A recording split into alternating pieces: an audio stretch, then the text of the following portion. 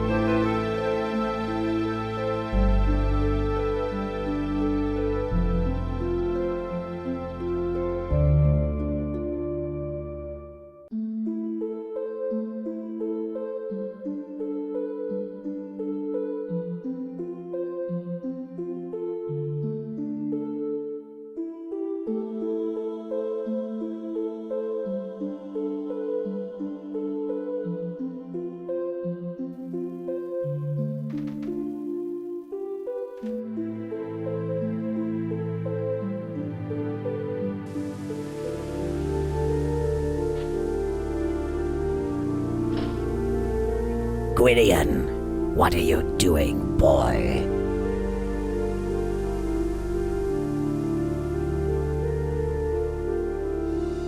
I was just looking.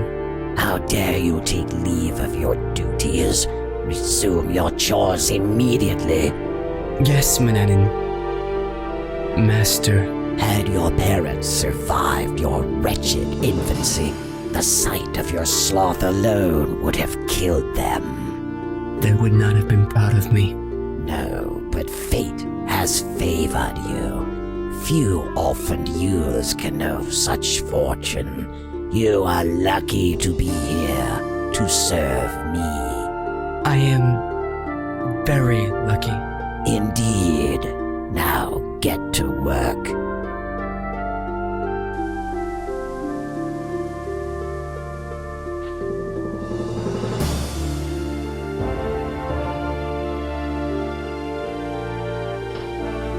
Such is the story of young Gwydion's life to this point. What's a poor boy to do? Oh well, in resignation, Gwydion obediently follows Manannan into the house.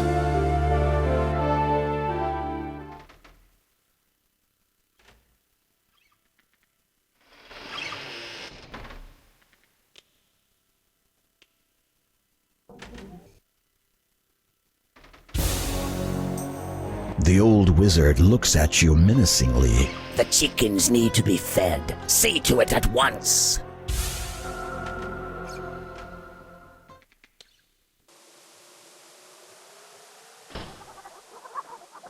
The wizard's mansion has been your home, life, and world.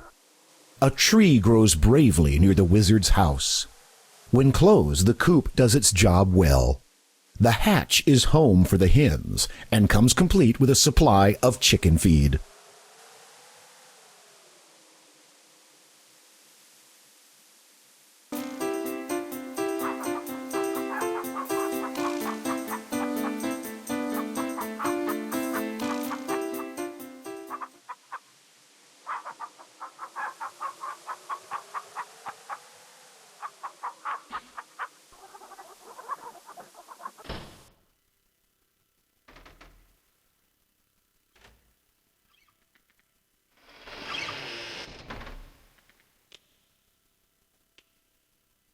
A tin cup has been left on the table. Manannan was not pleased to be served blackroot juice in anything other than his chalice heirloom.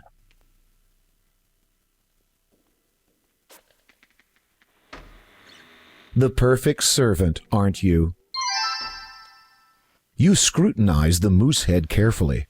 While it is long past its grazing days, you feel sorry for the poor old thing. Candles flicker from the wrought iron lamp. There are various bottles and bowls on the shelf. This is where Manannan would place his potted plants, if he had any, along with a smidgen less detest for anything that grows. This is where Manannan eats his meals. You, of course, are not supposed to eat here. You eat in the kitchen. There is a pine table and benches large enough to seat at least 10 people, but the wizard has never had any guests for dinner.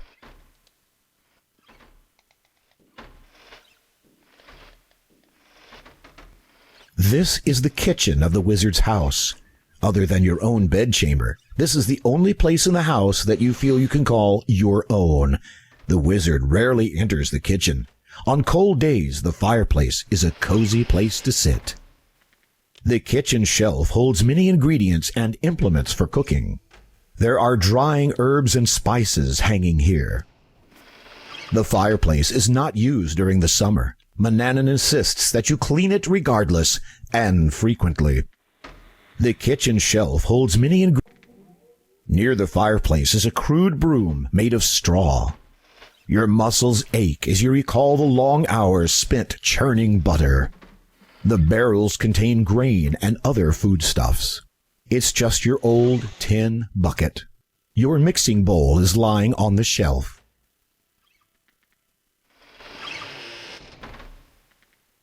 You retrieve the clay bowl from the kitchen shelf and take it with you. Your wooden serving spoon is hanging on the rack. Your trusty knife is hanging on the rack. You take the wooden spoon from the iron rack and keep it with you. You take the carving knife from the iron rack and keep it with you. An apple and some grapes grace the kitchen table. A loaf of bread freshly baked. A leftover piece of mutton. You take the mutton chop and carry it with you. You take the loaf of bread and carry it with you. You take the fruit and carry it with you. Nice view. Pity it's out there and you're not. Nice view.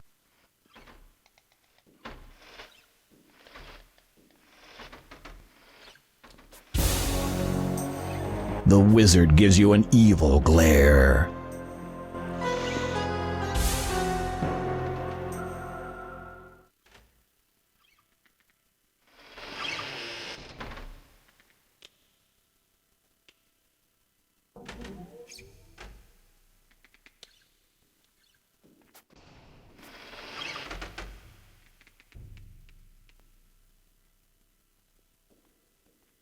This hallway is on the second floor of the old wizard's house. There are 2 stairways here. Adjacent to them are 2 doors, both leading to, thankfully, separate bedrooms. You have always admired this lovely tapestry. It's one of the few bright spots in this dreary house.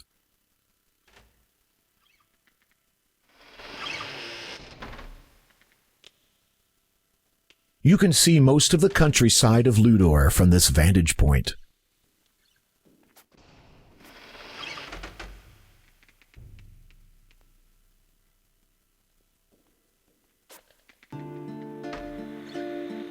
This is your own pitiful bedchamber. Compared to Manannan's fine room, yours is almost a cell. The bed is hard and uncomfortable, with only a threadbare blanket and a small, flat pillow. The other furnishings are junk. But as poor as it is, it's your haven, as the wizard never enters it. The bed is nothing more than a cot, hard and cold and difficult to sleep on. Your pillow is small and flat, as it is made of old rags.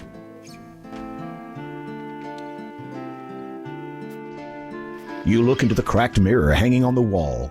Your reflection shows a tall, handsome lad dressed in dirty rags. Your dresser is a piece of junk. It's full of nicks and scratches, and one drawer is completely missing. The window provides a peek and a promise of the freedom you've longed for.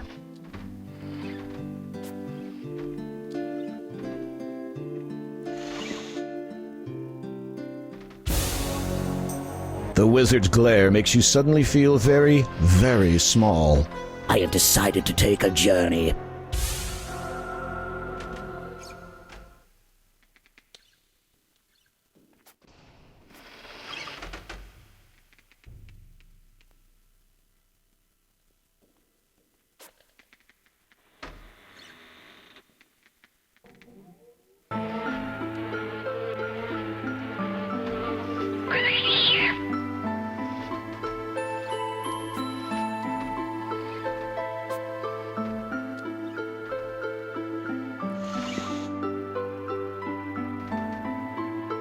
It's a fly, and it's dead. You pick up the dead fly and drop it into your hand. Disgustedly, you look at it. The well-polished brass telescope is used by Manannan to keep tabs on the citizens of Ludor. To the right of the desert begins the fertile land of Ludor. Bandits have been known to hide out there, so watch out.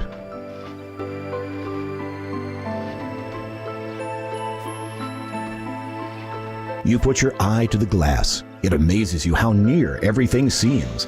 You could even see squirrels climbing faraway trees. No wonder the wizard knows of all activities in Ludor.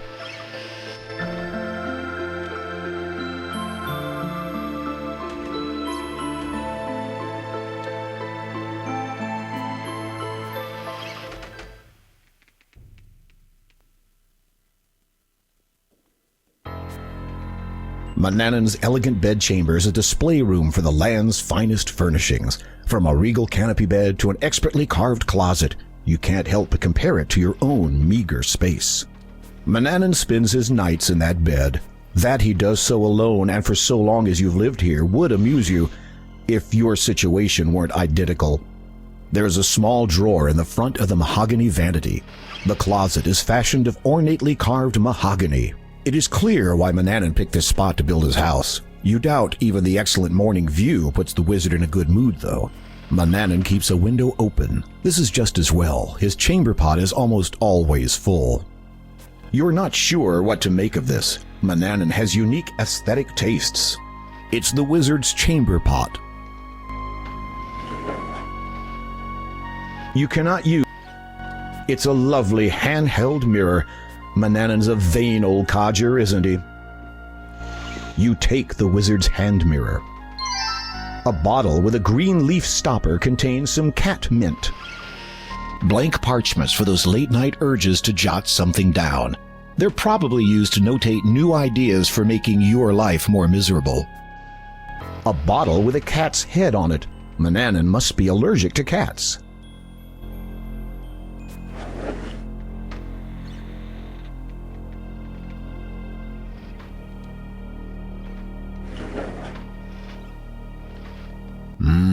Chocolate creams.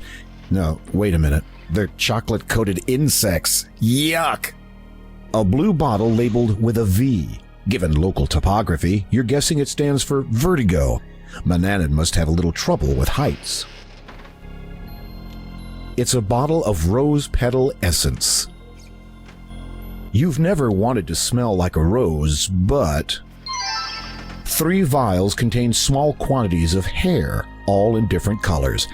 That's odd. They're all labeled Gwydion.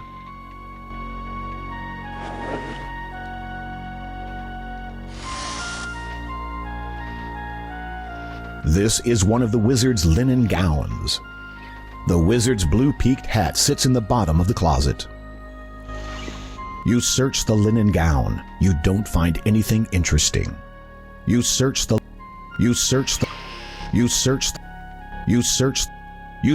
pockets of the black cloak. Suddenly you discover a small brass key. What could it unlock? You search behind the clothes hanging in the wizard's closet.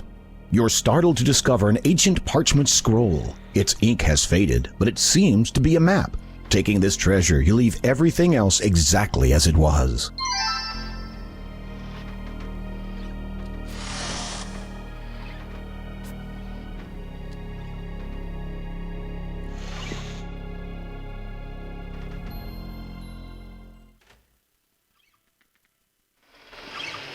Nimbly, you grab the nasty cat by the scruff of its neck, avoiding its needle-sharp claws.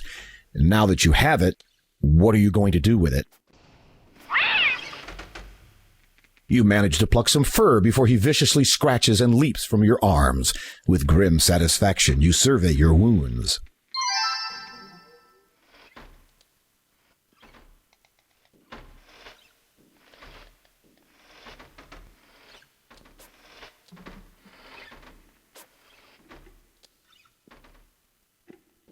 This is the main entry room of the wizard's house. The front door is to the south. Creaky stairs go upstairs, and doorways lead north and east. It's a painting of the wizard from long ago. You wonder if he was ever young.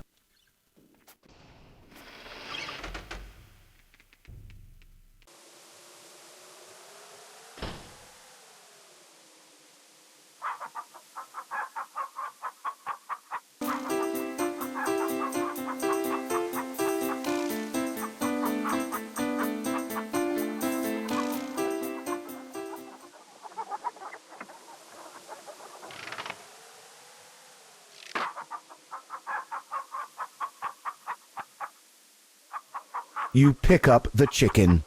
You gently pluck a feather from the chicken and gently set it back on the ground.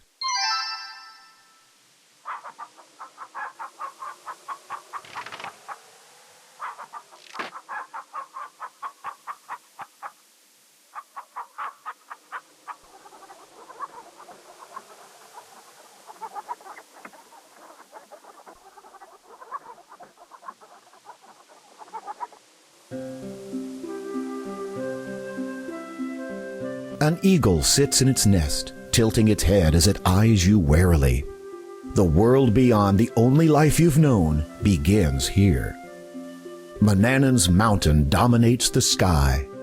The precarious path winds around Manannan's mountain. Watch your step.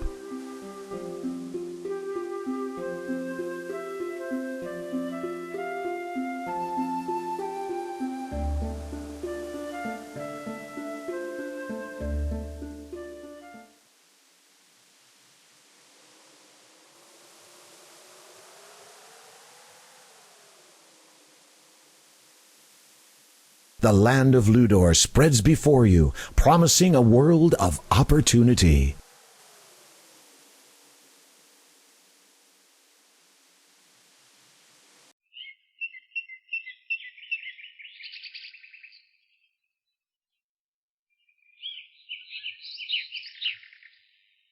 A few trees grow around the base of the mountain. Big, immovable lumps of stone, otherwise known as boulders.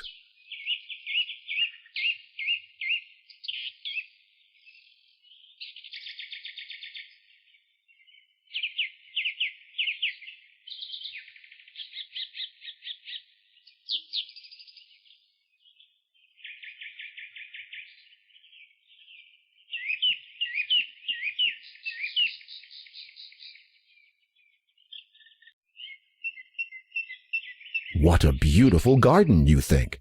The residents must take great care of it. Dew has formed on the petals from the night before. A cottage sits near the southern edge of Ludor. It is fronted by a picket fence and well-tended garden. In the distance, Manannan's mountain mars the horizon. This quaint little cottage is home to the bears. A cottage sits near the... This is the door to the bear's house.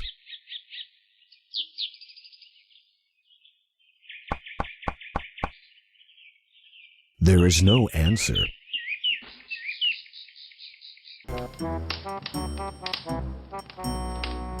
There are bowls of porridge on the table, a far cry from the fish, honey, and berries you were expecting. Homely bunch, aren't they? Cheery flames crackle in the fireplace. The bears must feel the cold. You are in the charming, cozy home of the three bears. Outside, you see the forest. Just right. So you take it with you.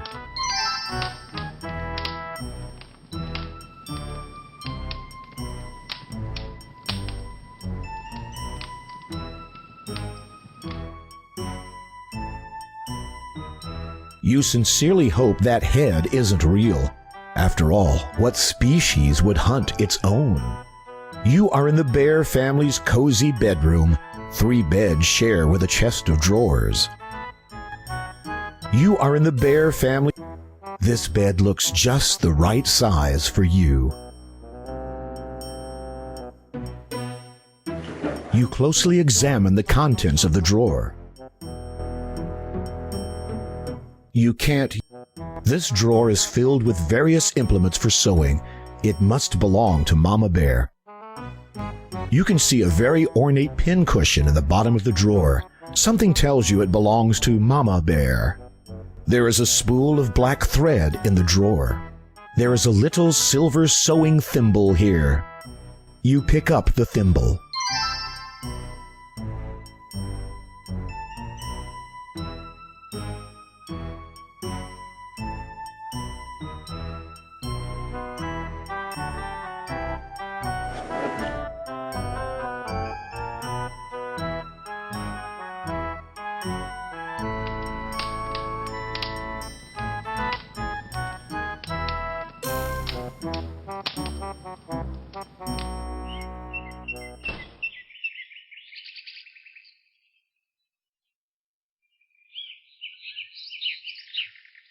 Holding the silver thimble beneath a dew-filled flower, you gently tip the flower so its dew runs into the thimble.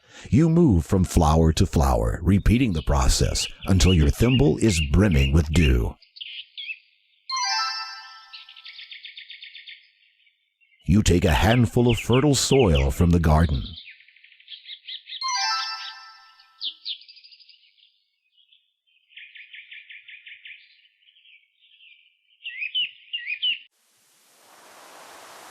The mistletoe hangs from the branches of the tree.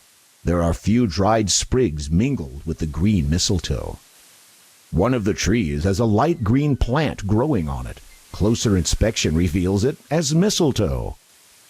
You look out over the vast blue-gray ocean. You wonder about its many lands and feel ever more eager to depart this one.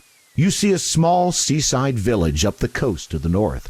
Smoke rises lazily from chimneys, mingling with the ocean air.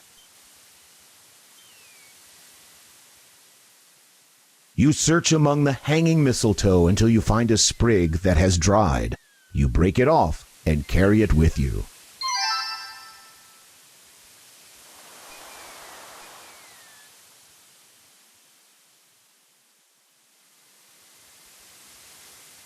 The seagull feasts on its latest lunch.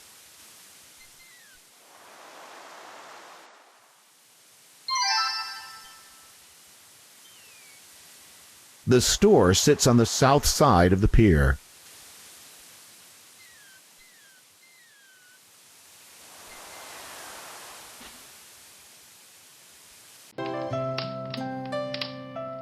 Good day to you, young man. What can I do for you? A content, hairy dog sits on the floor of the store. Its name tag reads, Hank. You pat the hairy dog and are rewarded with a handful of malted hair. The store provides supplies enough to meet the needs of the village. A friendly storekeeper bustles busily behind the counter. The shelves are stocked with many useful items, such as leather pouches, salt, fish oil, and lard. As it is chilly so close to the ocean, the wood stove is hard at work heating the little store. The short, balding storekeeper seems an amiable fellow.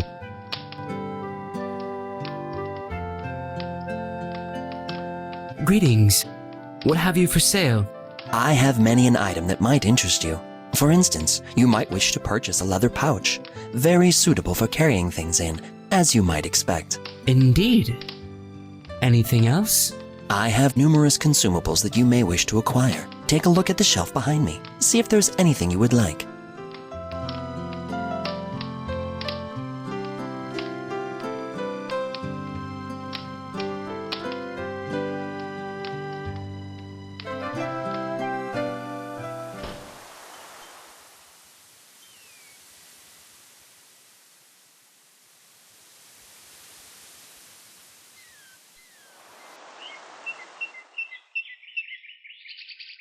Once the pride of the town, the library is now a forgotten shell.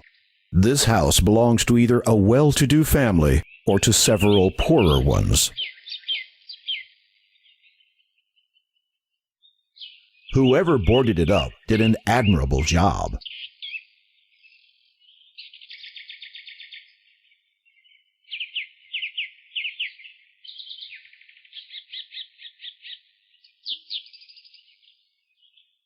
Despite the fact that the window is ajar, it will not open wide enough to allow entry. There's a small brass latch on the inside, which your fingertips cannot quite reach. You can't use...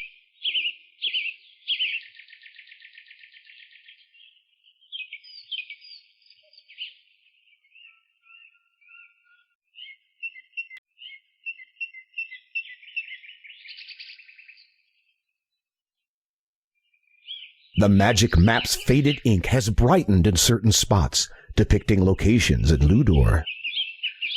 You pull out your magic map. You feel a strange pulling sensation.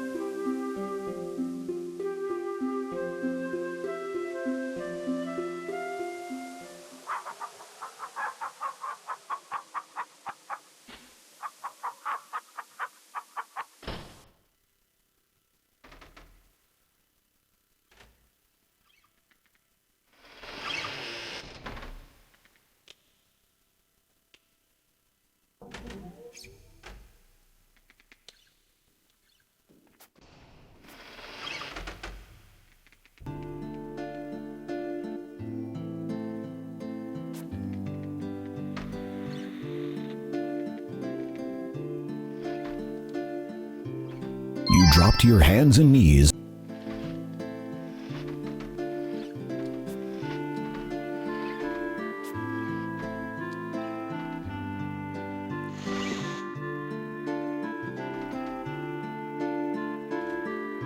Your feet.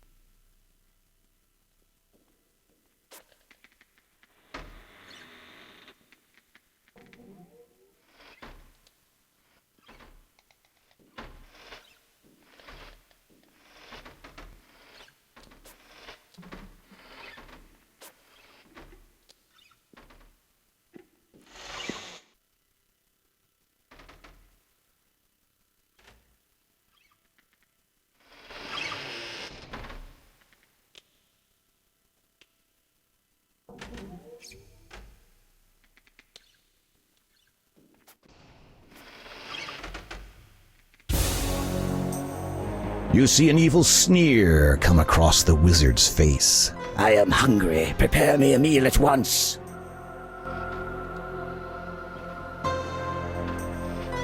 Get out of my way, Gwydion.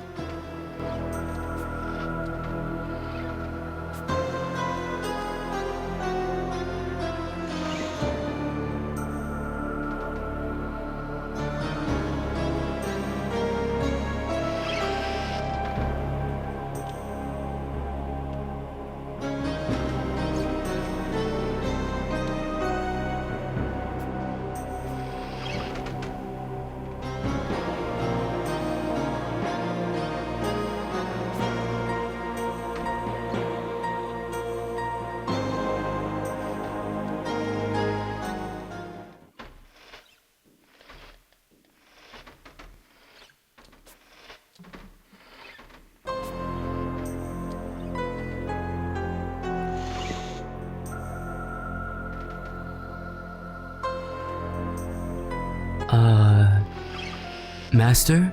What is it? Speak quickly, boy. What are the people of Ludor like? The wizard gives you a cautionary glance. Why?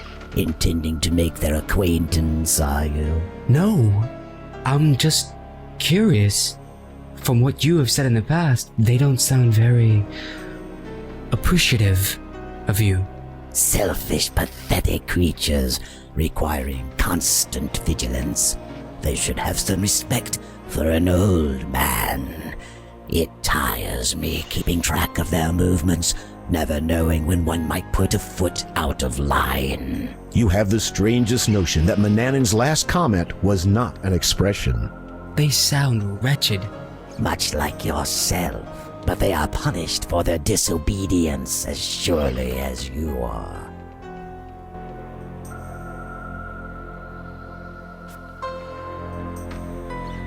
Manannan does not appear in much of a talkative mood at the moment. Conversing with him further might be unwise.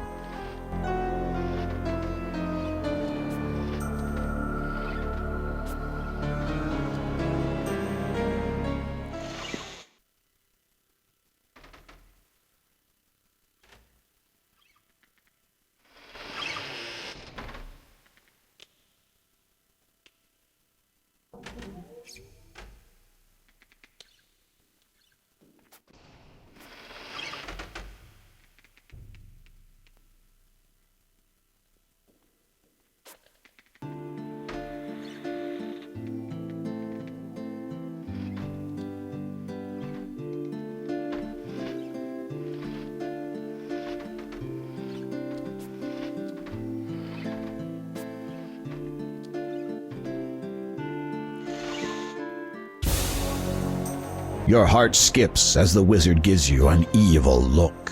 I am going to lie down for a rest. Do not disturb me.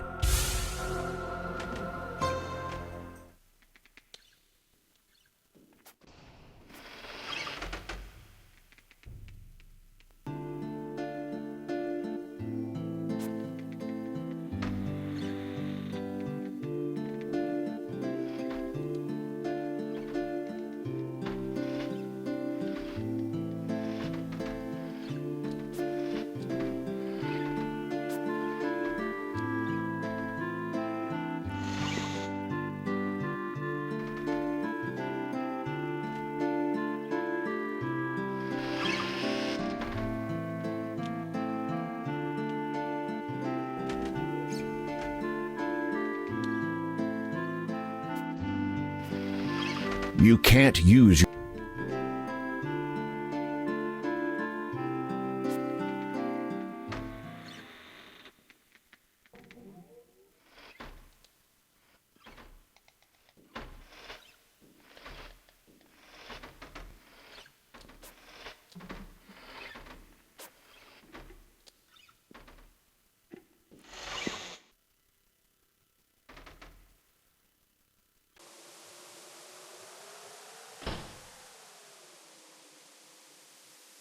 You pull out. You feel a strange pulling sensation.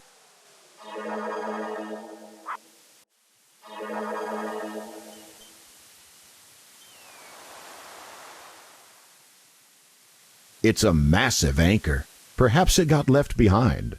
A discarded fishing net lies on the ground. It has been here so long that grass has begun to grow over it. The tavern rests on the north side of the pier.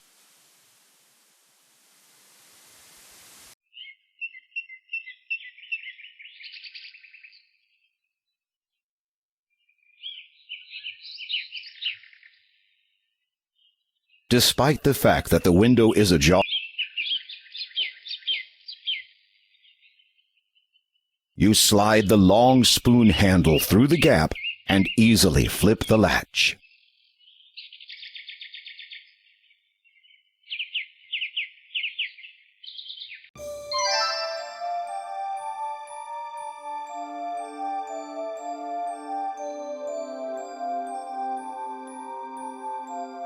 This book has been left more recently, as in the last 20 years. Rows of knowledge, local and wide, sit lost to an apathetic audience. Rows of knowledge. The library is dark, and you squint through the still and musty air. The library is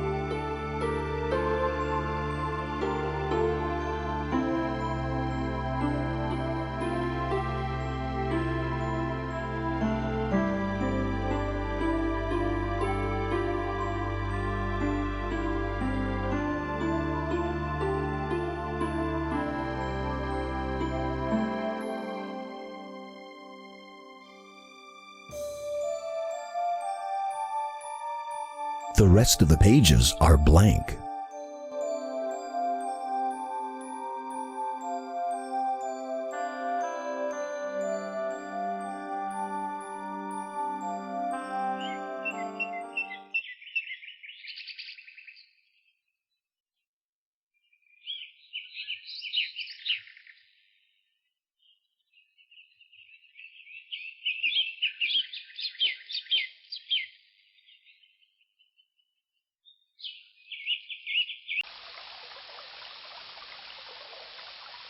The trees seem to follow the river on its way to the sea. As you take in the beautiful countryside, you find it strange that it could be home to that tyrant. A beautiful stream ripples through these stately trees. You see a cave and a hill to the north.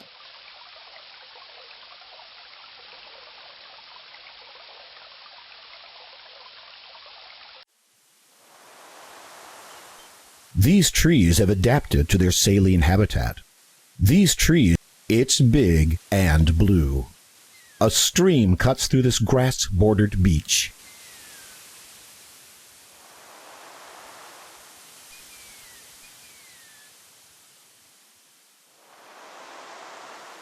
Try a little further out. This water is too brackish. Try a little further. You scoop up a cupful of ocean water. You can't use that item there.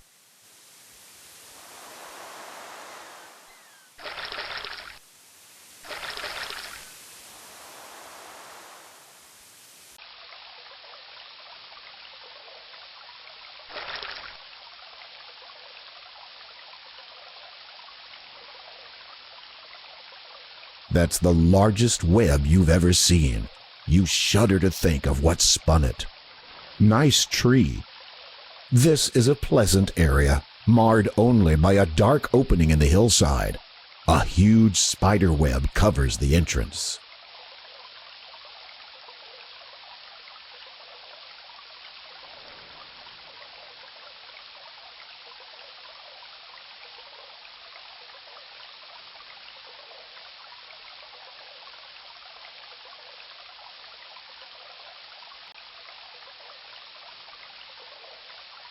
You pull out your magic map.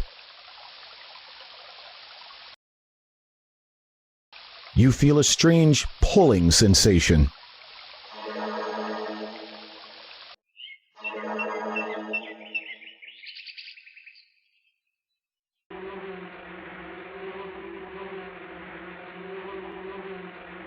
The trunk is home to a fair few bees. Several bushes and small trees grow in this part of Ludor. A small cactus grows near the edge of the desert. The forest runs north between mountain and desert. These two are certainly unsavory rogues. They look like they'd rob you blind.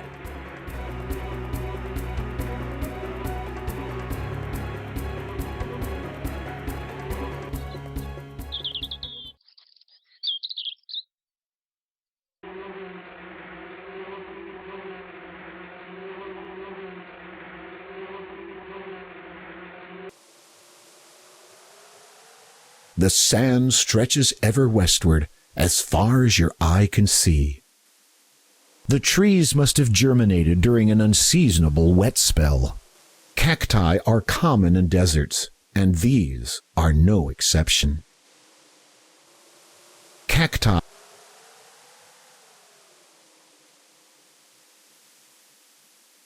You scoop up a small handful of sand.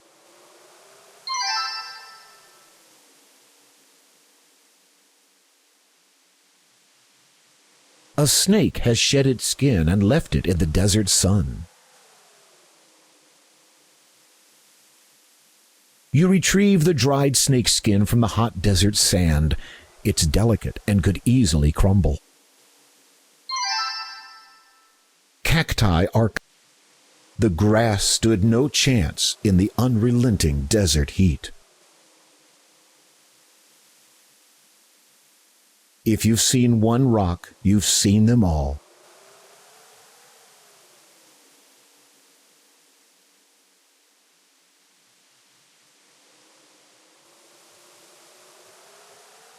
The remains of an animal lie half buried in the sand. The sun seems to beat down harder here. Cacti. The trees must have germinated.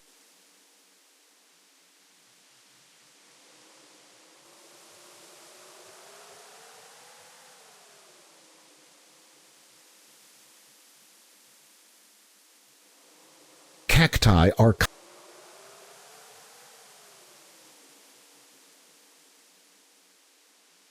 The sand stretches... Ouch!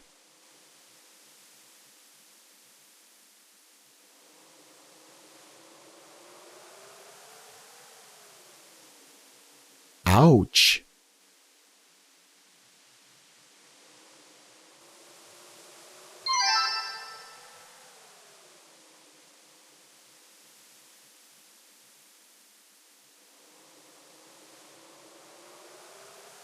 The cliffs rise higher than the sun permits you to see.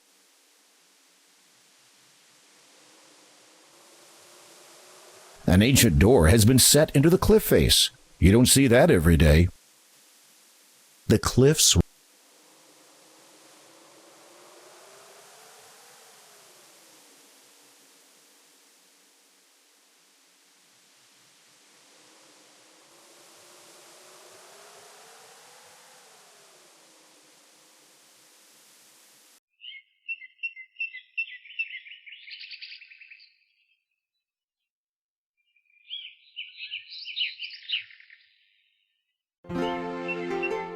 Days, they're all the same. I have no plans. My life's a shame. I'm soon a man, little I know.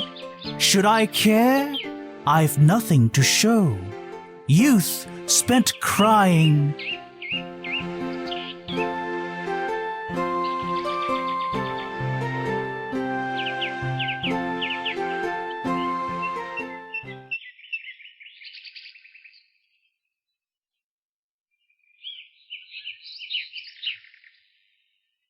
You bend down and look into the small hole. It's too dark inside to see anything. The acorns surround the old oak tree and crunch under your step.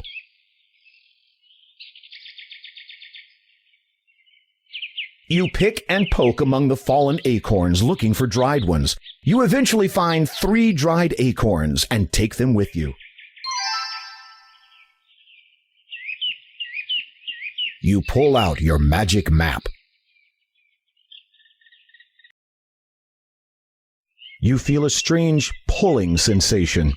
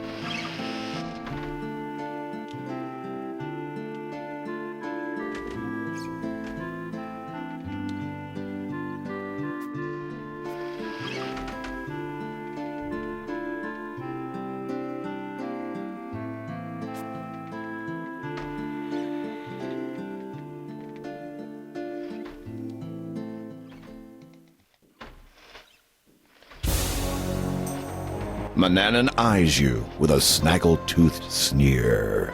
I am ravenous. Fix me something immediately.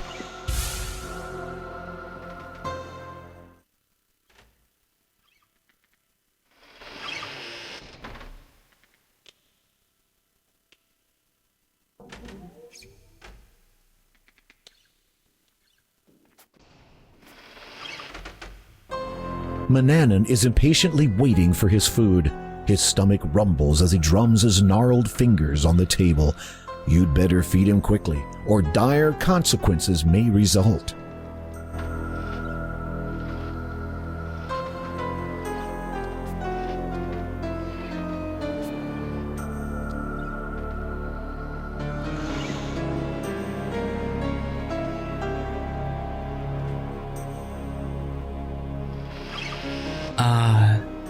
Master? What is it? Speak quickly, boy. If I may know, how long have I been here? The better part of 18 years. Will I be turning 18 soon? Yes, quite soon. I have something very special planned for you that day. Oh. The story from your predecessor's journal gives you a good idea of the meaning behind Manannan's words. You barely manage to hold back a shiver. Manannan does not appear.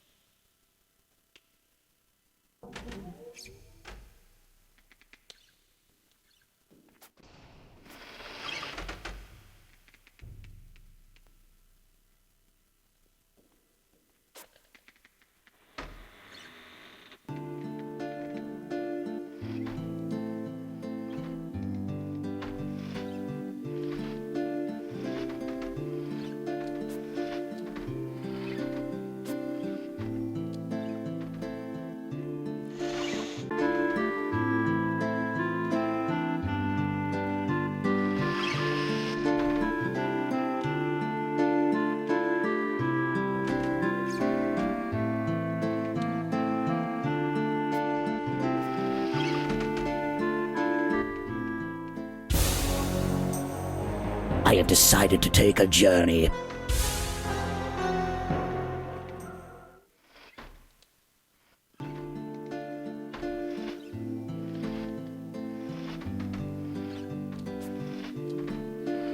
Dropping to your hands and knees, you reach under the bed and retrieve all of your possessions.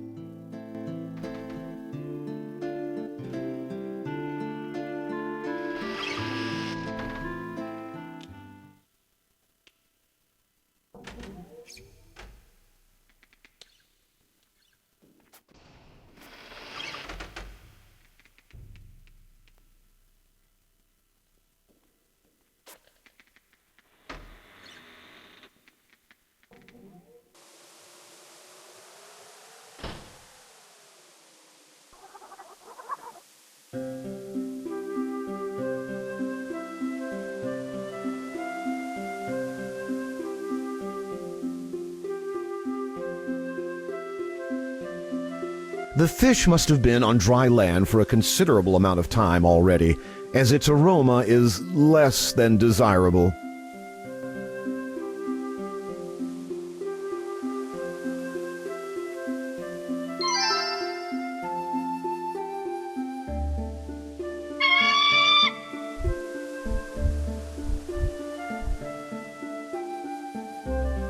It's a protruding part of the precipice.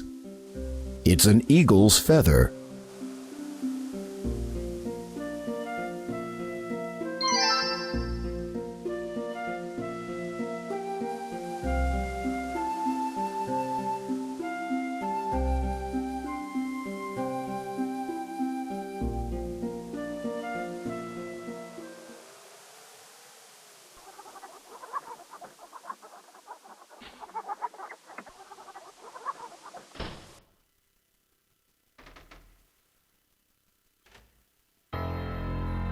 So many books line the bookshelf, you wonder when Manannan has time to read them all.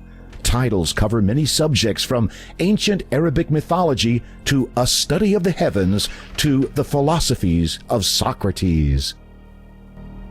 2 boxes rest on top of the bookshelves. This is Manannan's private study. A huge oak desk sits covered with writing implements, and a chart covers the wall behind it. A cabinet takes up residence in the corner, while 2 massive bookshelves fill themselves with every subject. The wizard fancies himself the scholar. You're not sure, but it could be a chart. Then again, perhaps not. It's the wizard's wastebasket. The massive desk is made from oak. The wizard does all his reading, writing, and arithmetic here.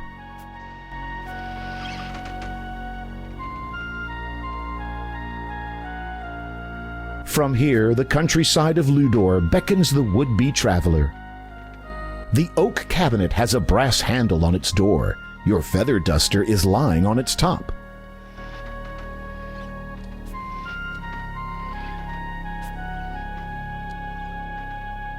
You try to turn the handle, but the door is locked. You unlock the oak cabinet using the brass key. It's the wizard's magic wand. There is nothing interesting in that area of the cabinet. Inside, you find the wizard's magic wand. You take it with you, knowing it could mean death if he finds it missing. Carefully examining the bookshelf, you notice something unusual about one of the volumes.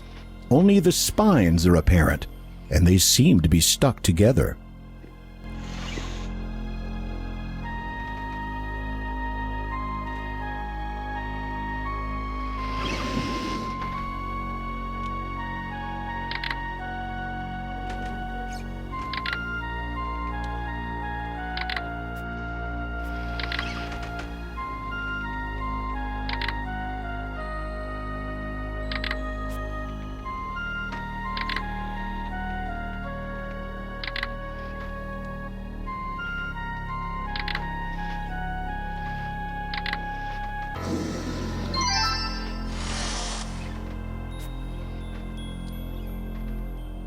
The trapdoor is open and awaiting your descent.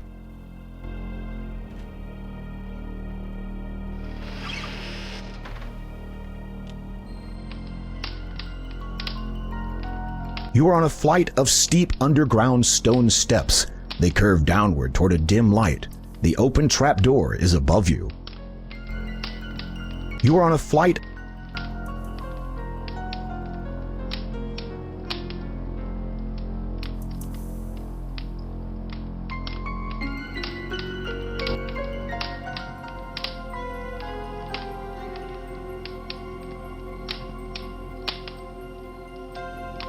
You look in awe around this torchlit underground room.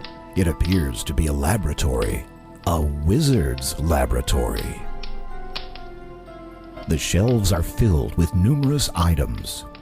The wizard has a desk and stool sitting in the corner. Perhaps this was Manannan's previous pet. The shelves hold skeletons of small animals and birds, some human skulls and bones, and other odd instruments whose use you do not know. Against the earth wall is a massive oak table with a spacious worktop. The burning torches throw flickering shadows across the walls, making the room even more ominous. The shelves are filled with numerous items. Most of the bottles are unmarked. There are a few things that interest you, though. Most of the bottles. The shelves are filled. The shelf. The shelf. The shelf. The shelf. The shelf. The shelf. The shelf. Most of the bottles are unmarked. There are a few things that interest you, though. Most of the.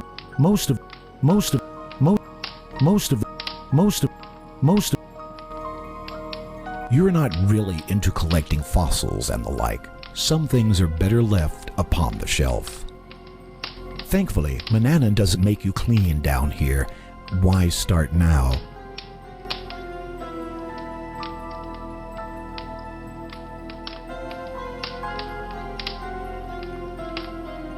You pick up the bottle labeled Nightshade Juice and take it with you. You can't. Most of the bottle. You pick up the bottle labeled Saffron and take it with you.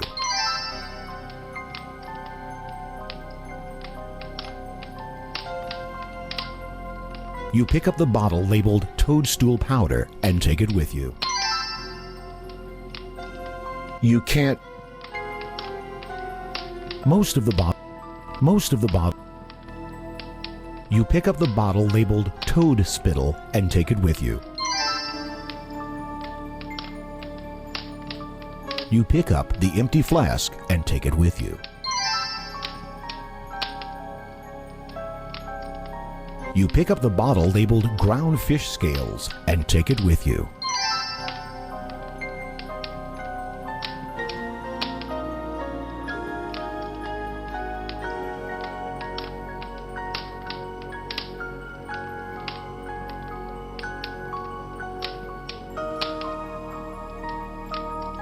You fill the flask with ocean water from your cup.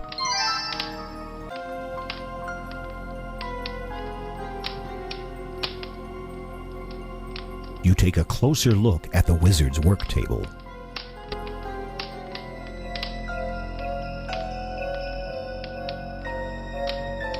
Covered with gold trimmings, the old book's leather cover is cracked and worn, its pages yellowed and brittle. The title, however, is clear: The Sorcery of Old. You eagerly thumb through page after page of what you assume to be magic formulas. The ink of the old handwriting is faint and barely readable. Most of the formulas are indecipherable, but a few are in a language you know. You treat the old book with great care, as you can tell it contains recipes for some very old and powerful magic spells. Your hands shake as you realize this book could be the key to your escape from the evil Manannan.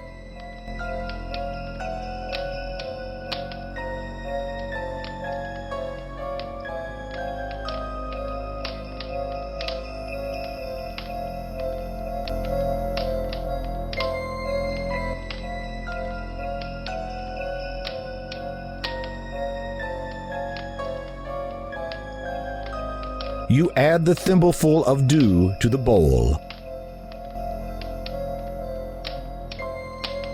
The wad of dog hair is dirty white and brown.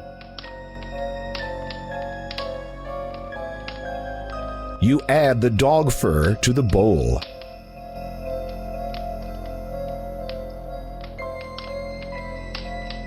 Within the glass container, you see your ground scales. The powder emits a faint, fishy smell. You measure 1 spoonful of ground fish scales and add it to the bowl. The dry, thin snake skin is extremely fragile. You add the snake skin to the bowl.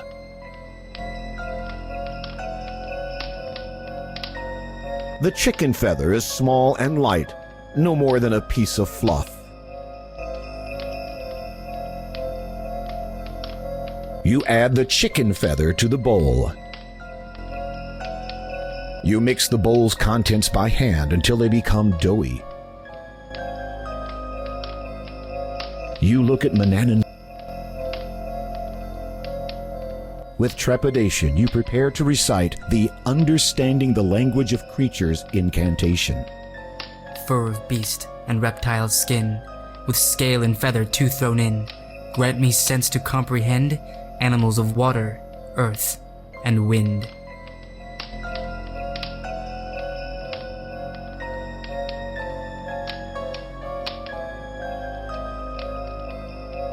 You wave the magic wand over the bowl.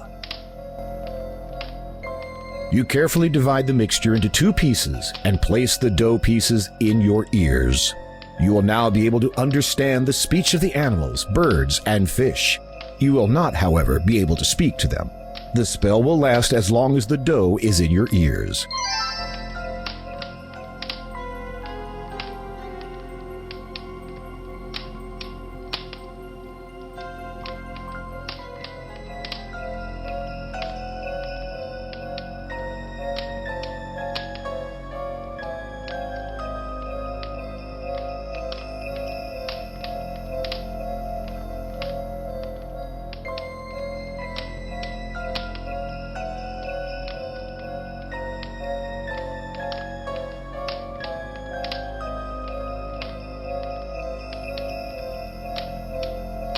The little vial of rose petal essence has a delicate, sweet aroma. Inside the jar, you see the saffron, an orange-yellow powdery substance. You add a pinch of saffron to the vial marked Rose Petal Essence.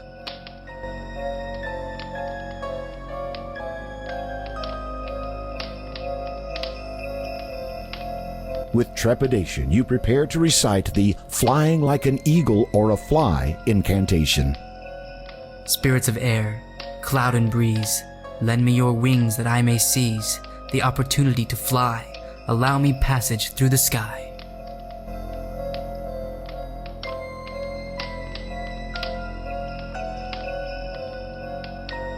You wave the magic wand over the vial of rose petal essence.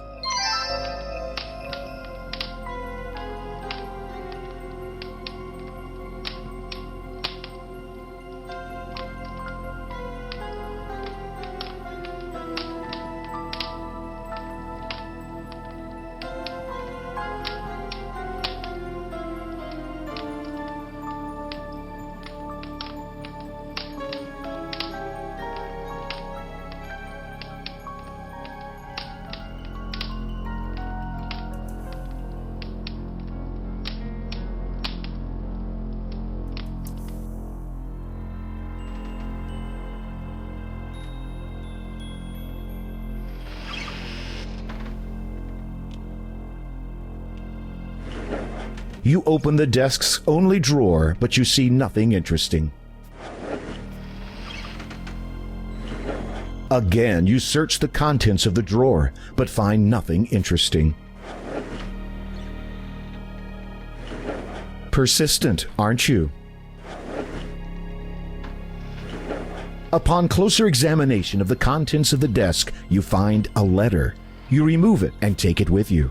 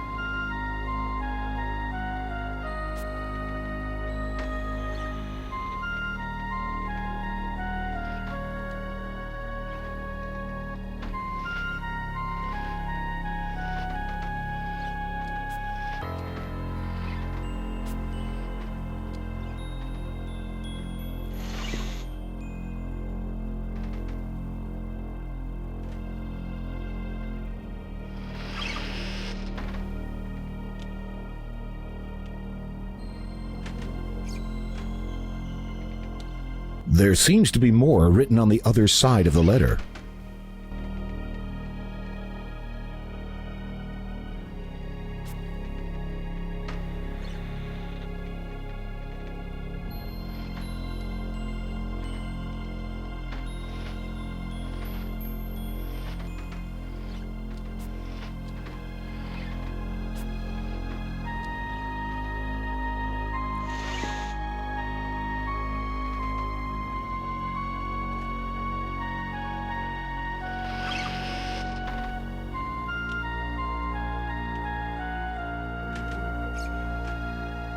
You quickly pull the levers in the correct sequence.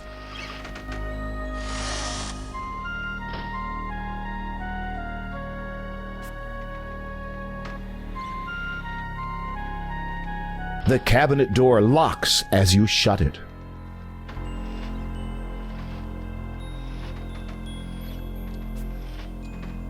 You can't use your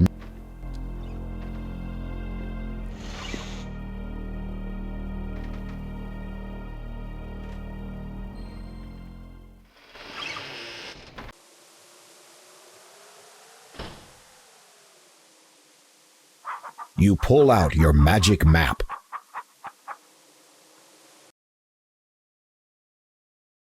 You feel a strange pulling sensation.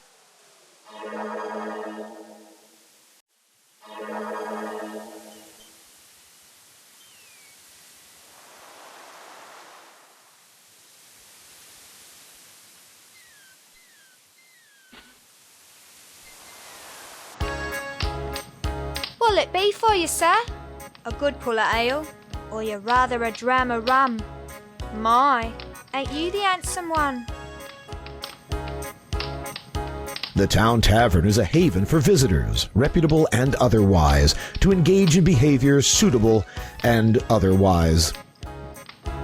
Wench, come over here, more ale.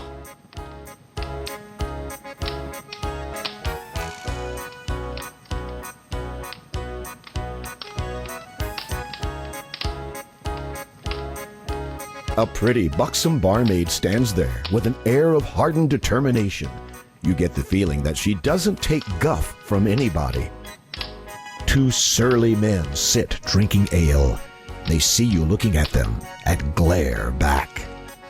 A tapestry, which bears a striking resemblance to the Jolly Roger, hangs next to a lute on the wall. This instrument looks out of place here. The barrels contain a fair quantity of rum. You'll notice that one is dripping and has the letters DB etched into the side. Can I help you there? Just wondering where this instrument came from. Young man used to come in here a long time ago. About your age, according to me daddy. Had that thing he liked to play. Seemed to make him happy.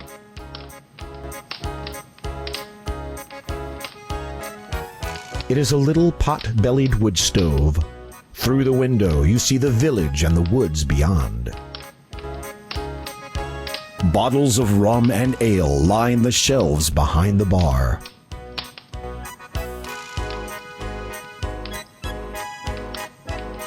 The loot made this young man happy? Nah, he ain't done it for the money. Just like to play is all.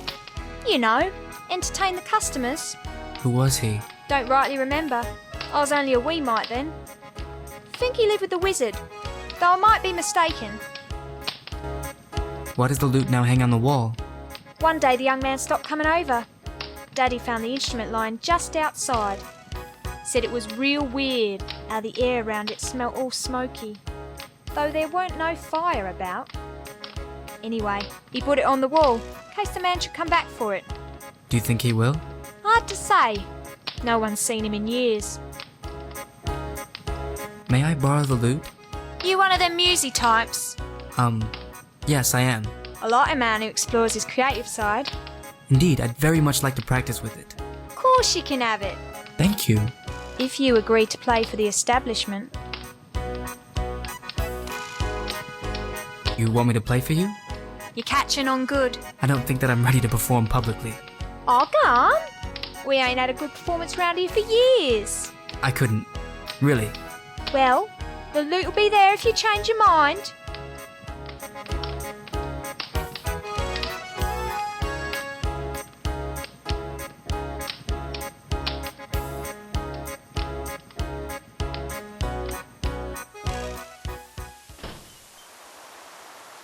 You pull out your magic map.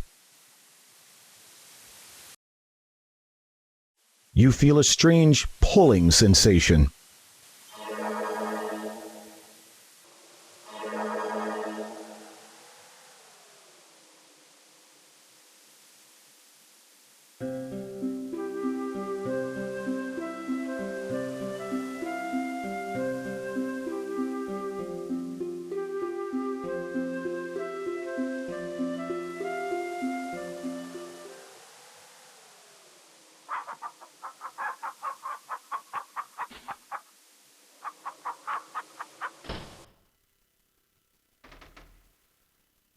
Feet work.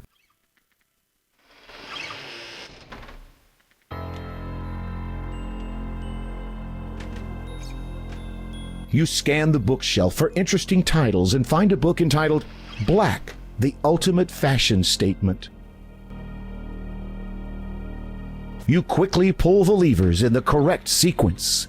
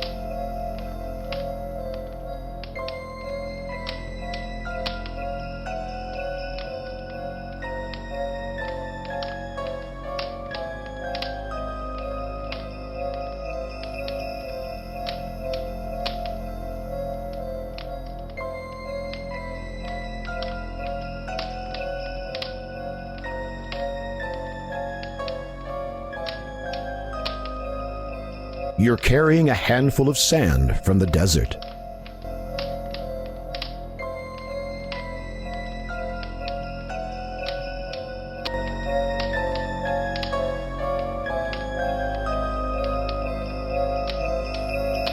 You're carrying a handful of sand from the desert.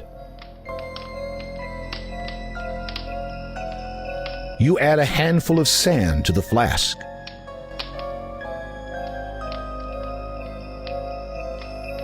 You're carrying a handful of fertile soil from the Bear family's garden.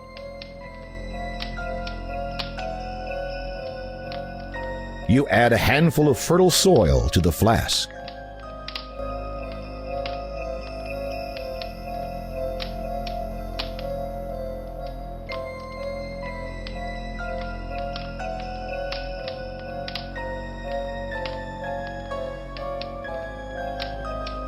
You shake the flask's contents until they are thoroughly mixed.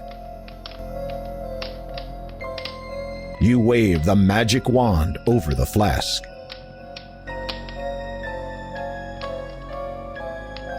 With trepidation, you prepare to recite the Enhancing Musical Talent incantation. Earth bearing fruit from one's toiling hands, with patience of timeless, swift sifting sands, swirl through endurance, soaked salty with seas, permit me to please all musically. You feel the contents of the flask stir slightly as you finish the incantation.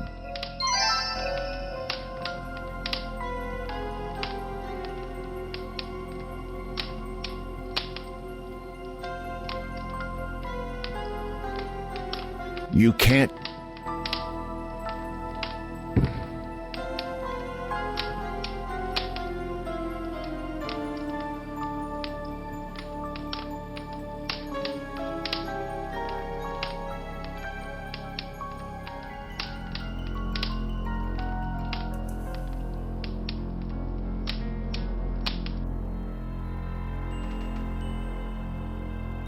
You quickly pull the levers in the correct sequence.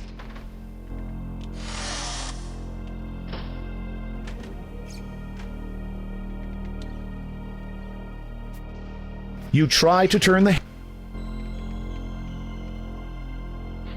You unlock the oak cabinet using the brass key.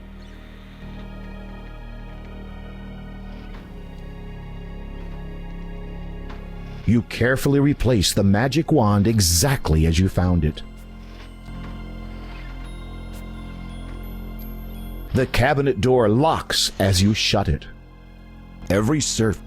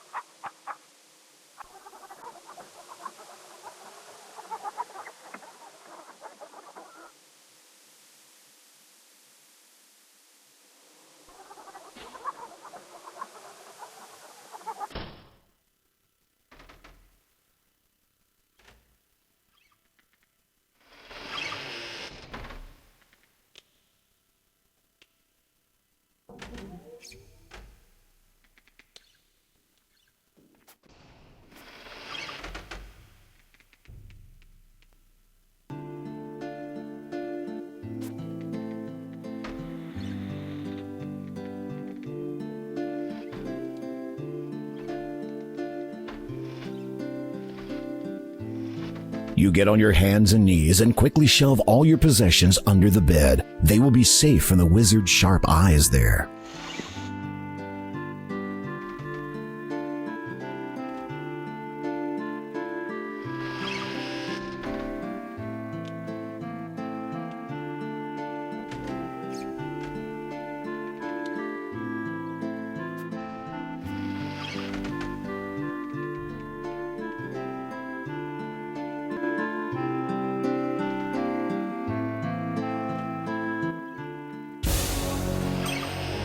I am hungry. Prepare me a meal at once.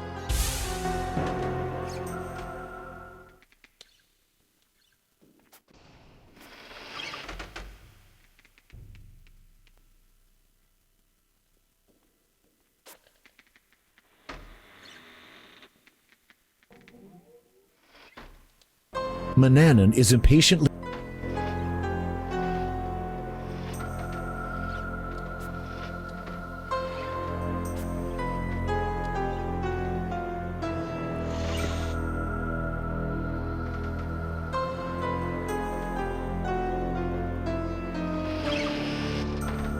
I'm curious, Master. A dangerous mindset, boy. I know, but I was wondering, how powerful are you? Impudence! Not at all. I was just wondering, if Ludor were to be invaded, would it be well protected by your magic? Of course, irrelevant though that notion is, invaders would never reach these shores. My spells over the wind and weather would destroy any hostiles long before they caught sight of this land. You surmise that you won't be taking any boat trips while he's around. As for invaders from the west, they would only meet their demise in the endless scorched wasteland. And even if they endured, they would never survive an encounter with that desert beauty. Manannan's mouth flickers upwards slightly in an odd manner. If you didn't know any better, you'd say he was thinking about someone he fancied. You wonder who it might be.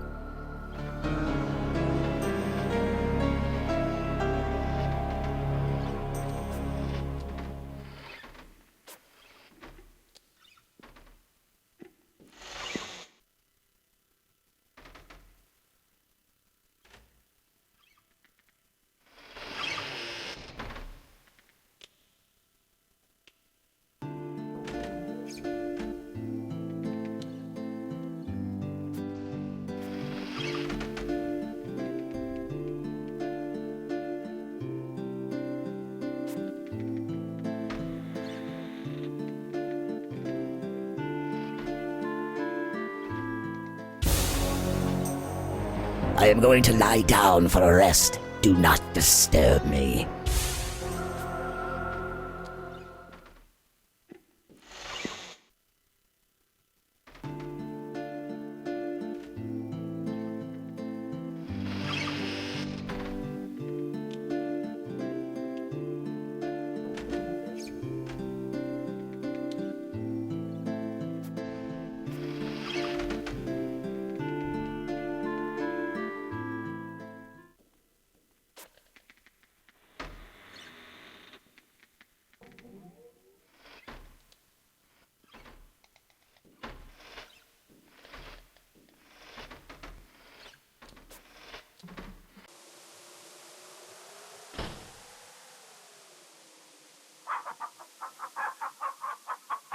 You pull out your magic map.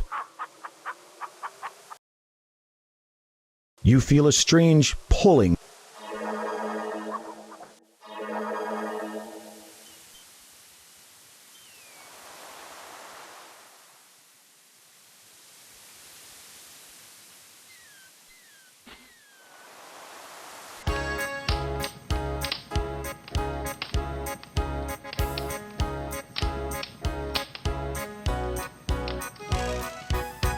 I'll give it a try. Wonderful.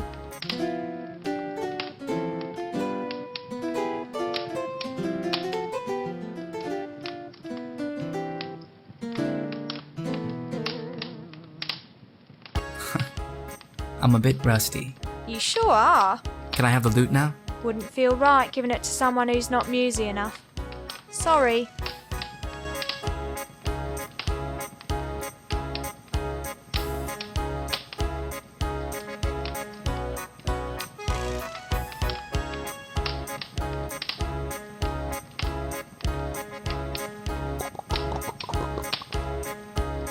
You start to feel creative, inspired, and ready to play your heart out.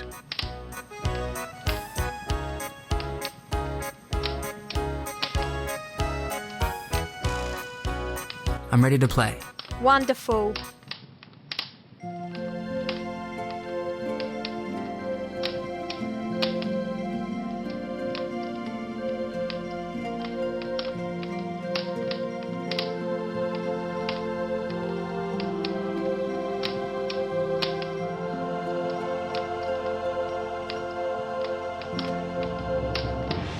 When you look look upon me, you see only stone, but the soul left within me's my own.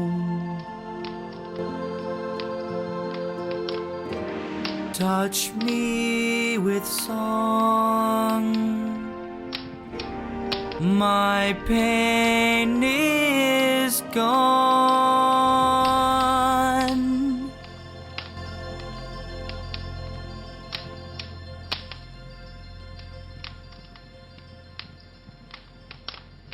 That sure was the best performance I've heard. When was the last one? There wasn't a last one. That was the first performance I've ever heard. My daddy told me all about the last boy who played here. When was that? About 17 years ago.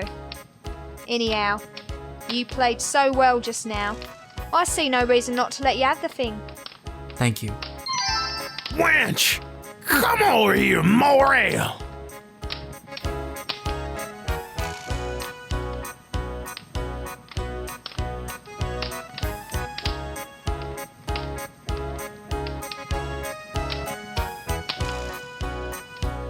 What do you sell here?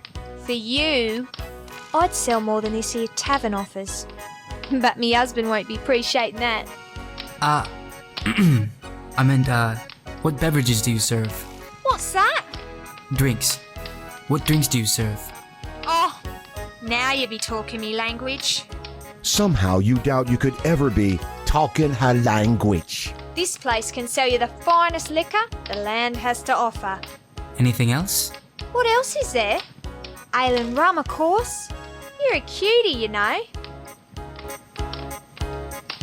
Any news from abroad? You talking about gossip? Well, sort of. The kind one hears from other countries. Don't get much in the way of foreign gossip. Except from the sailors, of course. Sailors? Sure. They drop anchor, come in here, drink themselves full, then set sail again. Incredible. That we get sailors in here? No, that there aren't wrecked ships all up and down the coastline. You have nothing else to say to the barmaid at the moment.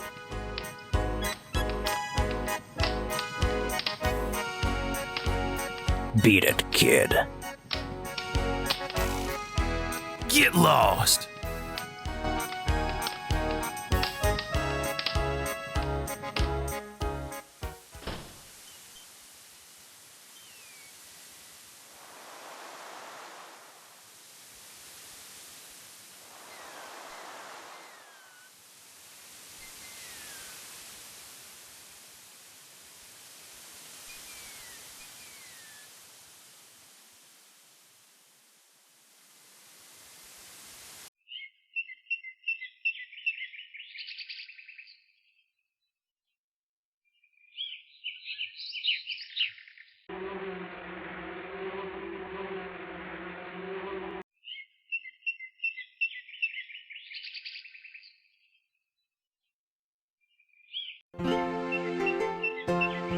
The perplexed bard is composing some poetry. Pain throbs to my chores, replacing toys. What are they for? Can I feel joy? I've never heard the sounds of cheers. Only the birds see tears falling. The forest ends near the base of the mountain. Greetings. That's an interesting poem. Thank you. I wrote it myself. It's not finished, though. What is it about? It speaks of a young man longing for a better life, Naturally. just as I long for the seductive murmur of an audience anticipating my every word. Say, are you busy? Fairly. Have you always wanted to be a poet? No. Before I left my hometown to cross the vast desert to this land, I wanted to be a dancer. What happened? I was excommunicated by a populace immune to talent. I'm sorry to hear that. No matter. Soon after, I heard the muse call. Bound to her beckoning, she has led me here. Have you finished your composition? Not yet. There's something missing, though I can't put my finger on it. What do you think? Well, the words have lyrical quality, broadly speaking. Lyrical? That's it. Music. These words would ring all the truer were they sung. Ah, but alas, I have no instrument. The bard seems to be rather distracted by his inability to complete his composition. You're not sure you could drink it all. Home. Is there a place I'm meant to be? Where there's a face I want to see? Then I would leave this past behind. No more reprieve. Through with hiding.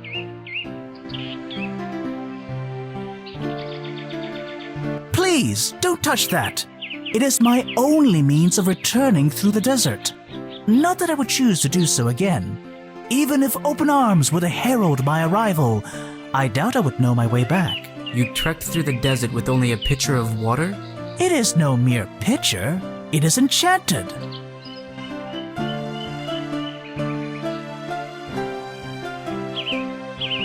Perhaps this will help to inspire you. This is it! My answer!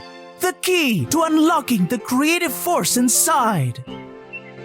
Dawn, it's time to go. The journey's long, my pace won't slow. I'll prove that I have not been beat. There's nothing here, so on my feet, the future's waiting.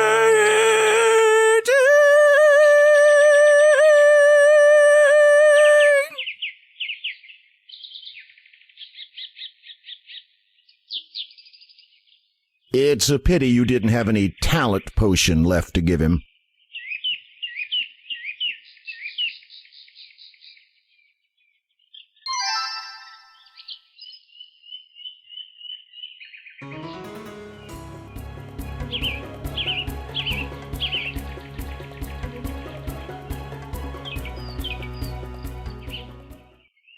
This is a pleasant area, even in the shadow of Manannan's mountain.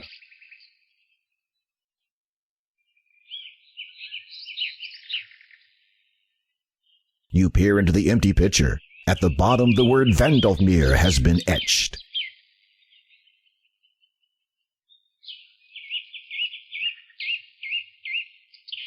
The hole is deep, much longer than your arm. There appears to be a glass bottle at the bottom. Try as you might, you cannot reach the bottle. Vandalmere. You successfully fill the hole with water and thoroughly soak yourself in the process. The pitcher slips out of your hands and shatters at the bottom of the rock. The hole is filled with water. A bottle bobs on its surface. You take the glass bottle from the hole and discover a piece of paper inside.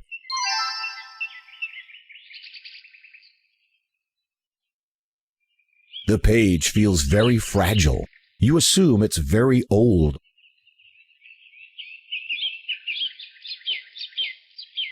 The piece of parchment has a magical incantation written on one side.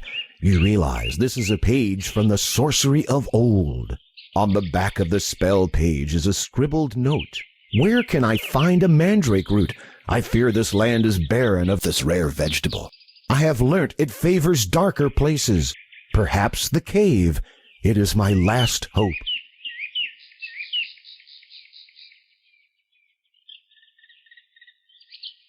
You pull out your magic map.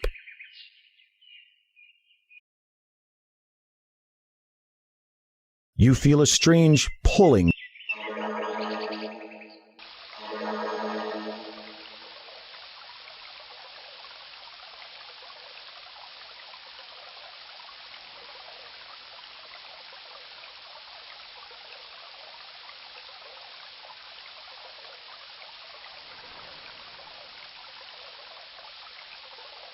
The little vial of magic essence has a delicate, sweet aroma. The eagles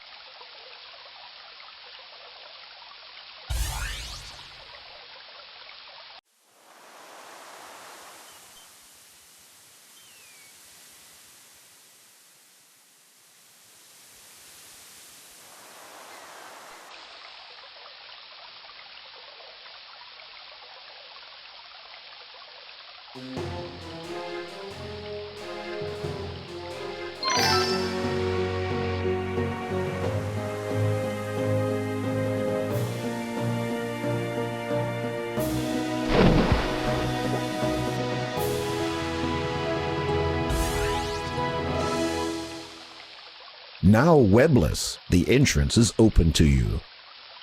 The web has already been ravaged enough.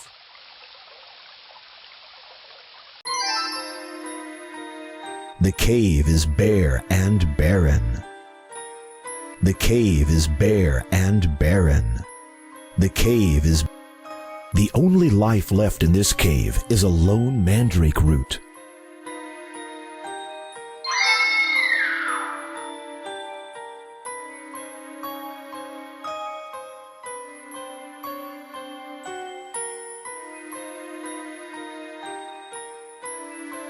The cave walls crawl with life. An aura seeps from the air as if held by a strong and benevolent will. A recently fashioned dais is formed from the stone. The cave wall. The strange woman stands before you expectantly. Her ageless face is tranquil, but there's faint urgency behind her gaze.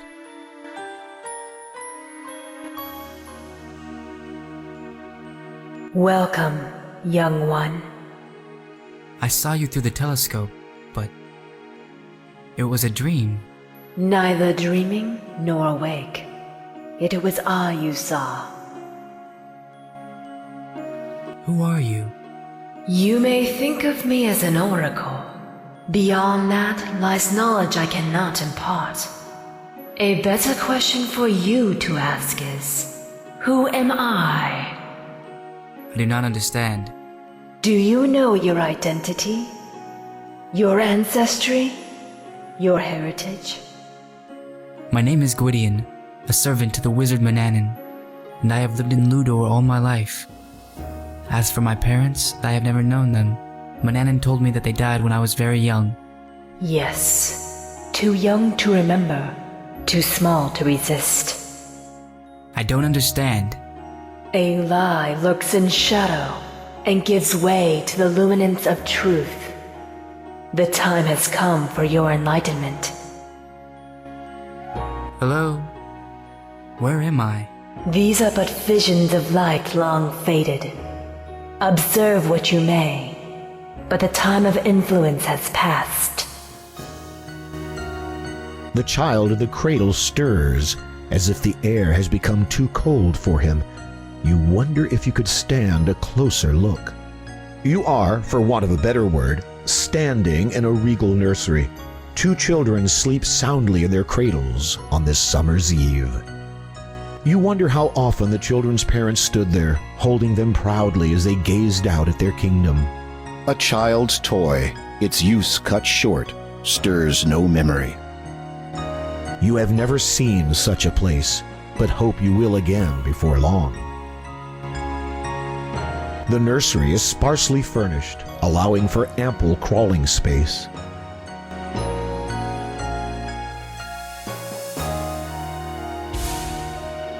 Manannan.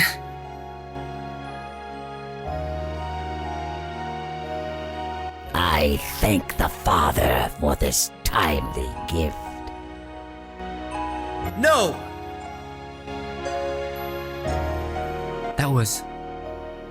I was that boy. Manannan abducted me. Everything he told me was a lie. I need to know more. Tell me. Then speak, my child. Ask. My name? Do I have a name? Other than the one Manannan gave me, I mean? Your name is Alexander. Prince Alexander. You are heir to your father's throne. My father is a king? Yes, a very good and noble one. It may come to pass that you shall meet him. Where do I come from? You hail from the kingdom of Daventry. Once, it was a place of great beauty. Oldest is the magic that lies deep within that realm, and the earliest histories are connected to it. An important part it is to play in great events to come, but this should not concern you. The land has suffered much in recent times, and must be healed.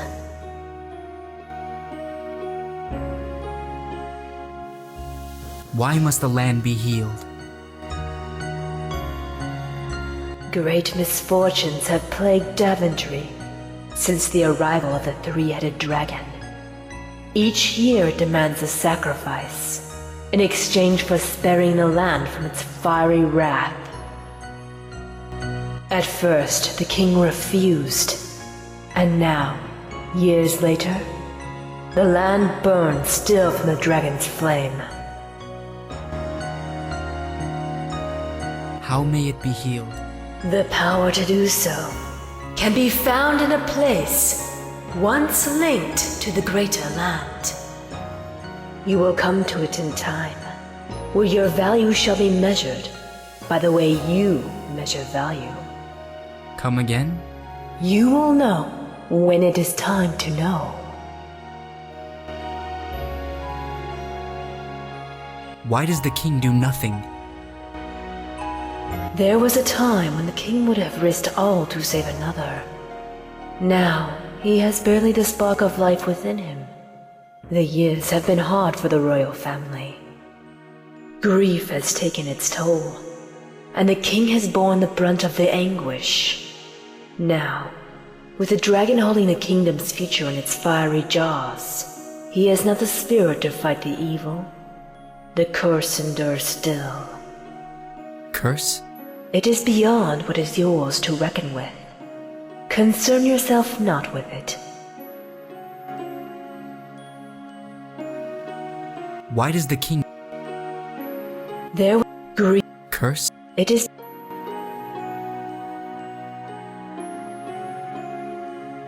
Who are my family?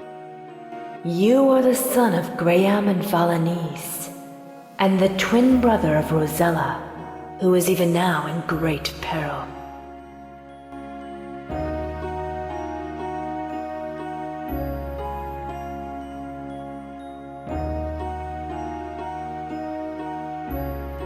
A sister.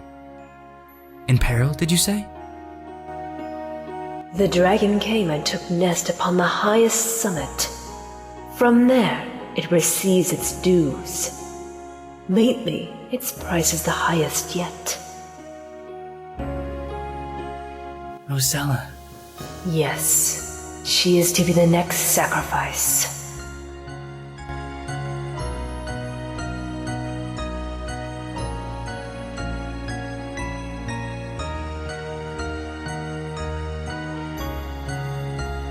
Go now, Prince Alexander.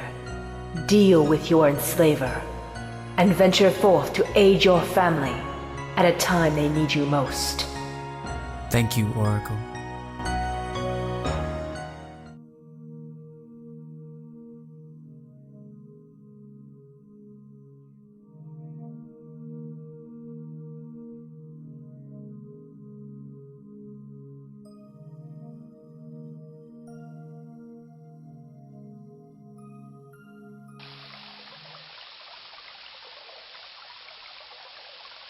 You pull out your... You feel a strange pulling sensation.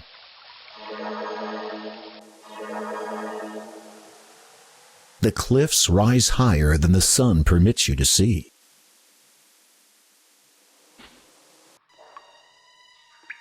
Your eyes adjust to the dark as you struggle to breathe the putrid air. What is this place?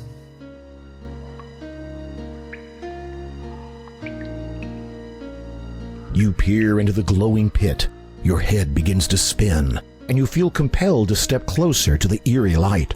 Shaking yourself out of it, you wisely refrain from glancing at it directly. This lair feels even more inhospitable than your own. A sickly green glow pours from a wide pit, beyond which alcoves lie in darkness. A smooth stone sits on an altar-like pillar. A perfectly smooth, uniquely colored stone sits upon a natural pedestal. This lair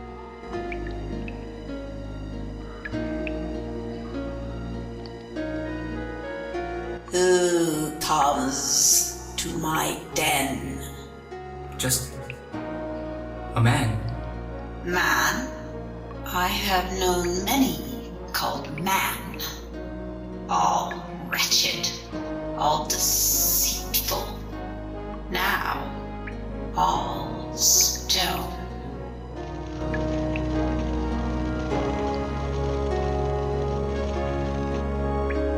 As a man, you are not capable of honesty, of truth. But I am. As a man, you exist only to break a woman's heart. Shallowness and fear are your bane. Come closer, and I will destroy you.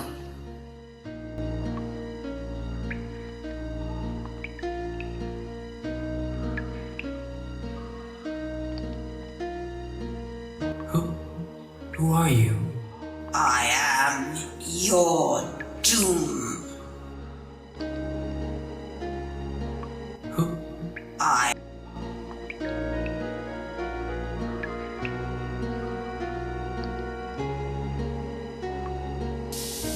If you would look upon me, foolish boy, then reveal your true self. How? Hear me in earnest, and respond in kind. A blind man asks you to describe the sunset.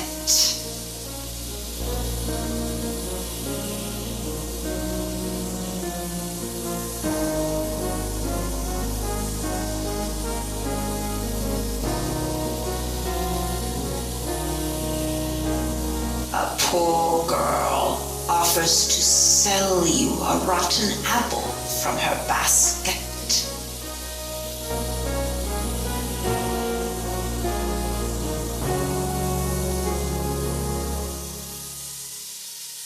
A harem slave asks for help.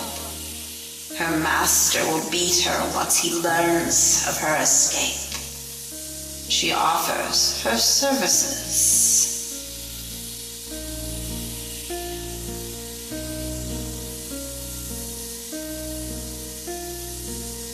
An old man who reeks of the world's worst stenches asks for shelter.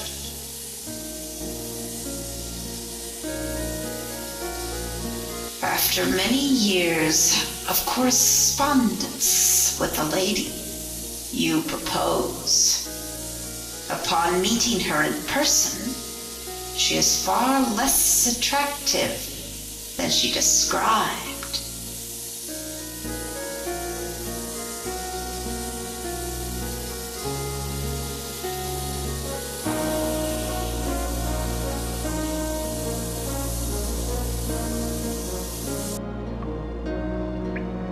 You are not repelled by me.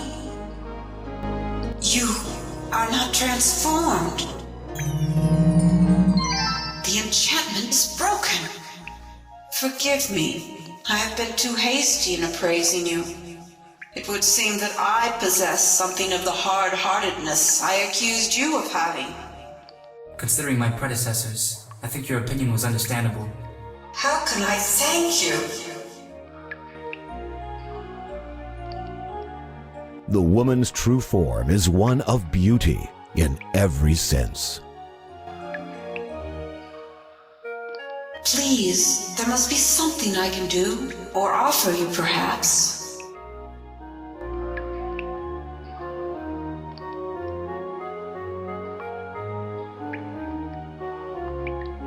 Keeping your hands to yourself might be the wisest course.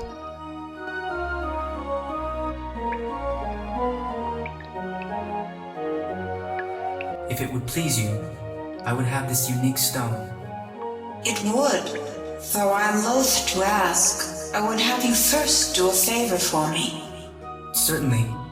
I have all but forgotten my own appearance, and I should dare not enter the town again until I am made more gentle to the eye.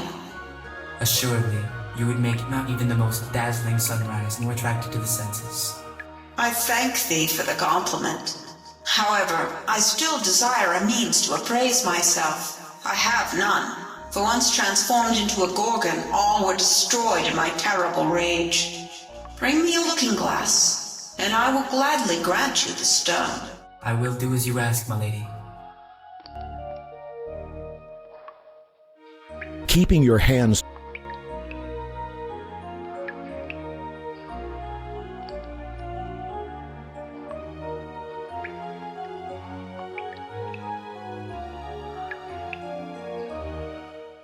I am most grateful to you. You may have the stone if that is your will.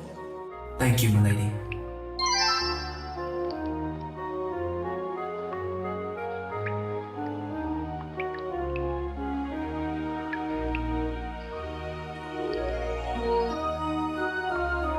you take the smooth stone.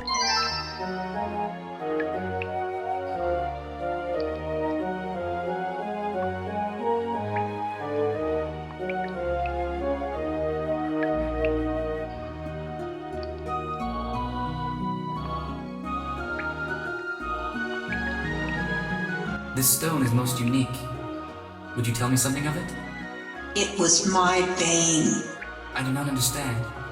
Through my own pride and folly, I have suffered its power. The stone caused your transformation? Yes, I looked as I did because I desired to be more beautiful than any woman. The stone was said to be the work of the ancients, with the ability to grant one the gift of eternal beauty. However, my vanity tainted its power and I became hideous. Save yourself, none could look upon me without being turned to stone. My solitude nearly destroyed me. I take it then that you are of magical persuasion? It is a gift passed down from generation to generation in my family. We took pride that our line could be traced back to the first mages. Is Manannan such a person? Does he share such a link to them? Manannan? Who is he? You do not know? How long have you been down here? I am not sure. I secluded myself in this cave around the time the Port Bruce dock was completed. I believe that was almost a century ago. Has it truly been that long? I shall find it strange, venturing again to the town. Perhaps not. Something tells me it hasn't changed all that much. I am most grateful to you. May the stone serve you better than it served me. I am most...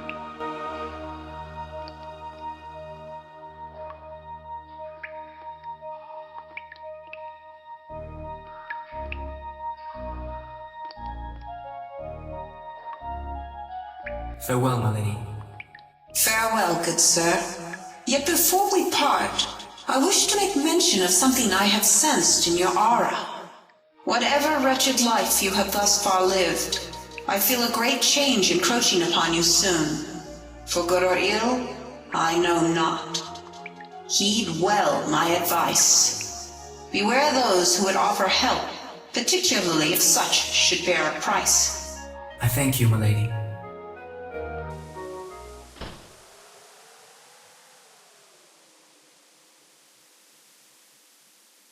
You pull out your magic map. You feel a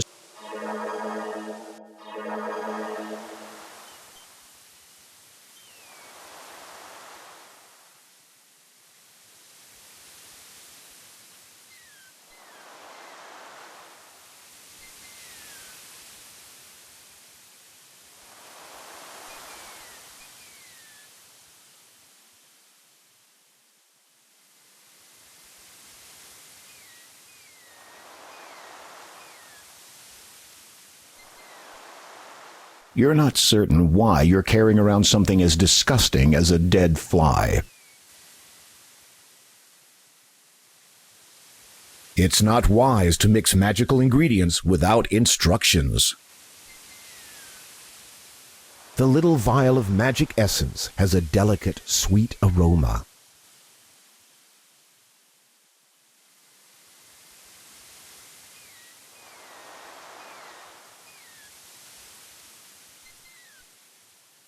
The eagle's tail feather. You're not certain. Picking off its wings, you throw the rest away.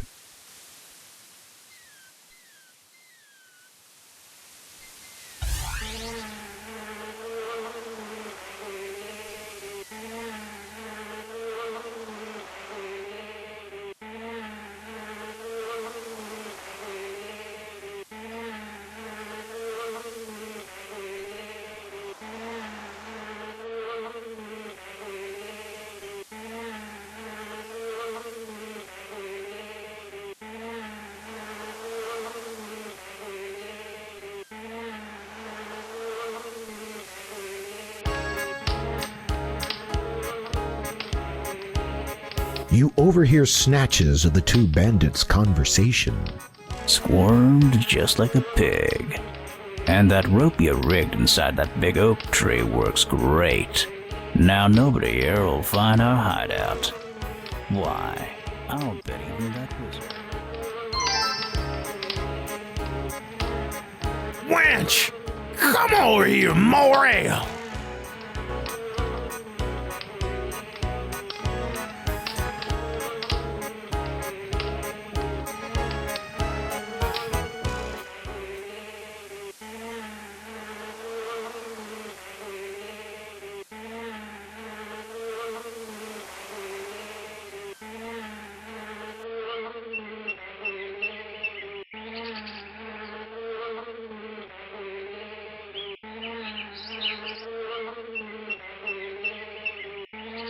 In your insect form, you fit easily through the hole in the tree. As you buzz around inside the tree, you notice a rope dangling from above. You decide to get out of the tree before the spell wears off.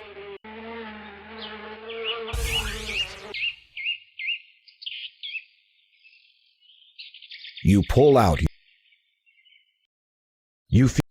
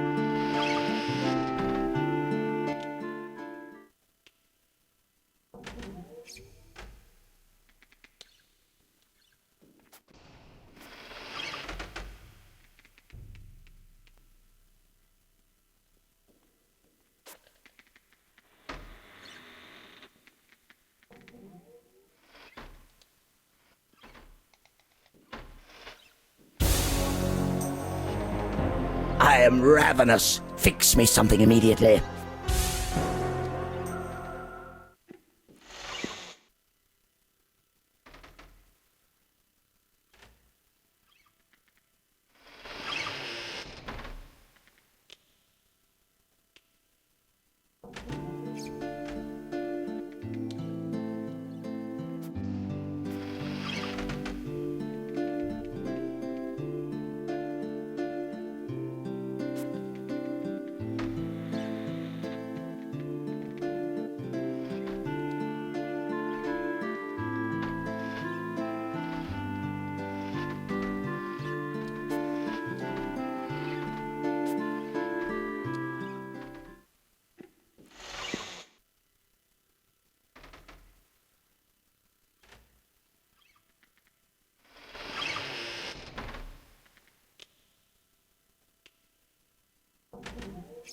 Manannan is impatiently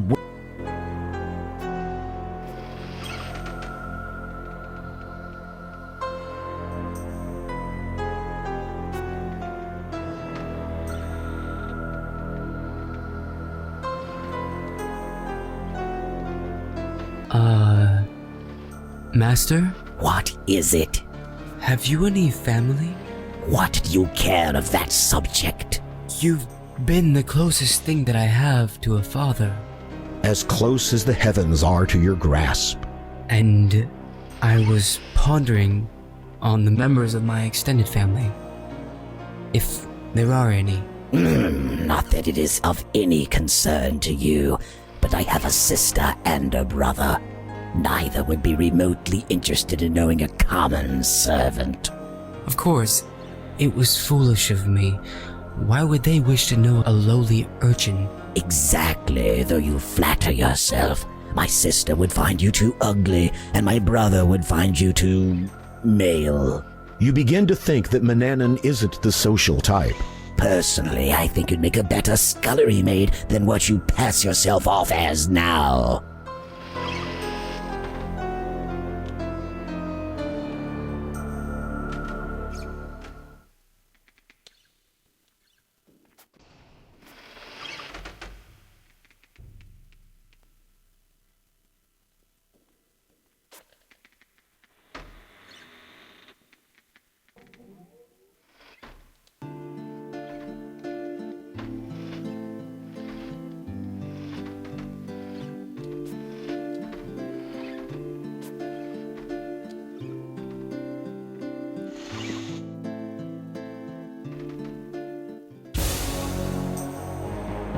I have decided to take a journey.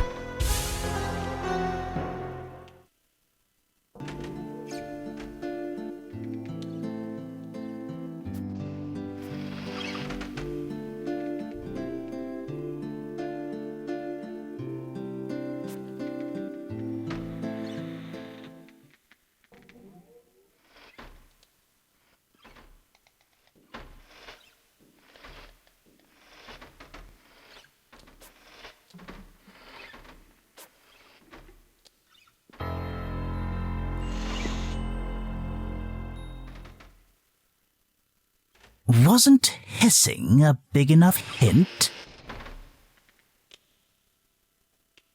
You'll get what's coming to you, Gwydion.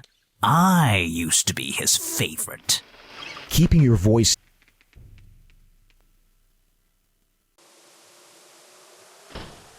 How long were you in the town, Coop? Just over a year. The wizard nabbed me after I made 2 centuries. What? You're not that old. In eggs, dear. Oh, I thought you meant your batting average.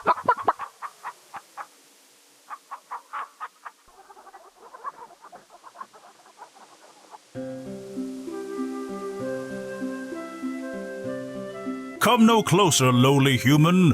Show respect to a lord of the air.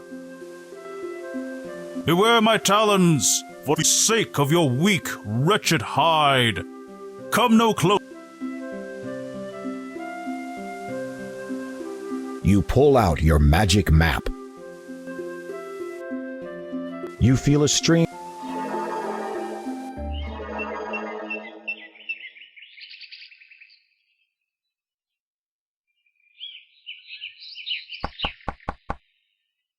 There is no answer.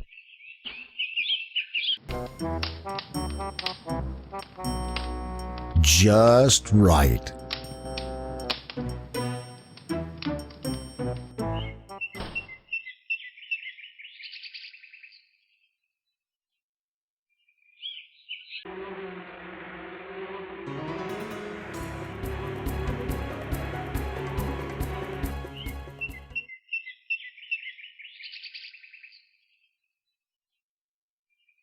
You feel around inside the hollow tree and discover a rope stretching up into the tree. You pull it, and, to your amazement, a rope ladder falls from the branches above.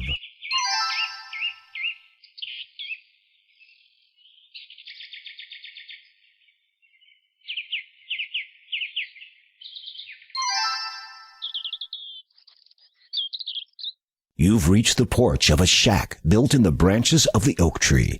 You'd better be careful. Whoever dwells beyond that doorway may not take kindly to unexpected visitors. A rough opening in the plank serves as the doorway to this ramshackle treehouse.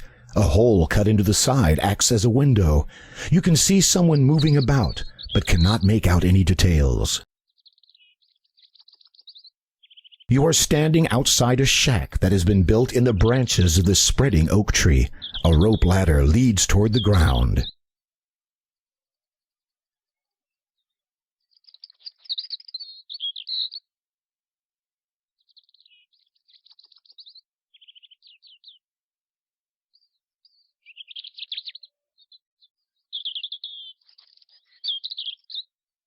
A rough opening in the planks serves as the doorway to this ramshackle treehouse.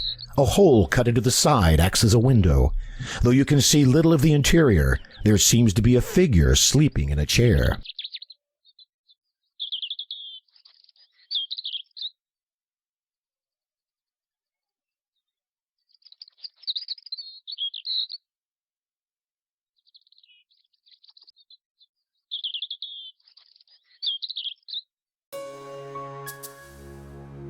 You have entered the treehouse. A sleeping bandit slumps face down on the table, occasionally stirring.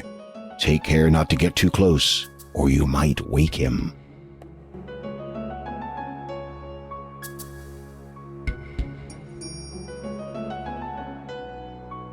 You very carefully lift the coin purse off the table, practically from under the sleeping bandit's nose.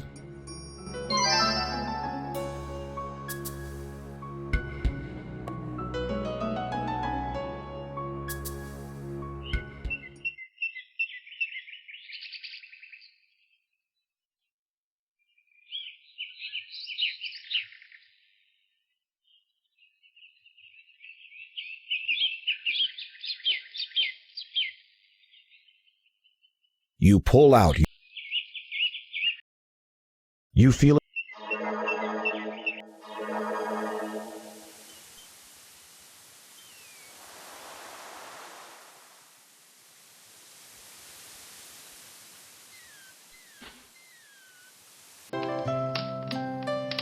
Good day to you, young man. What can I do for you?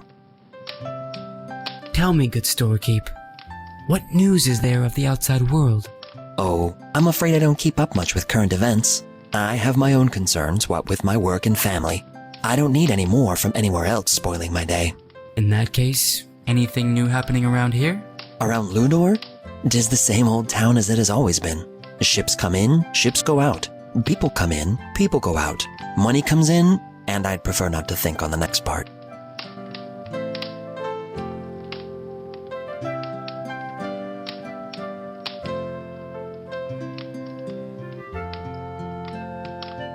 I'd like to purchase something. Certainly. Take a look at the items on the shelf behind me.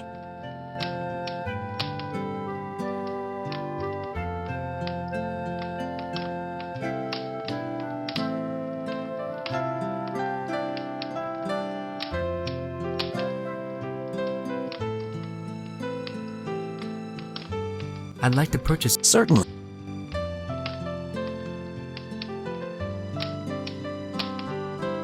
You count out 4 coins and give them to the shopkeeper.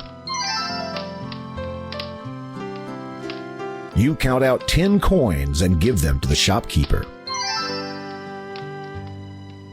You count out 8 coins and give them to the shopkeeper.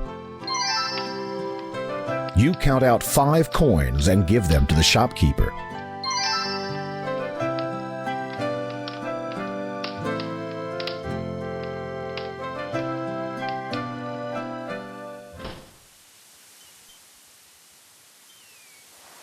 You pull. You feel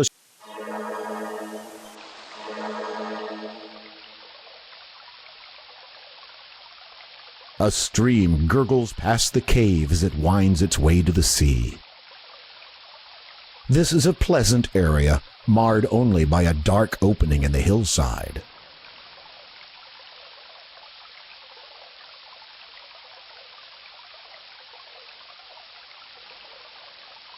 You kneel and scoop some of the mud onto the wooden spoon.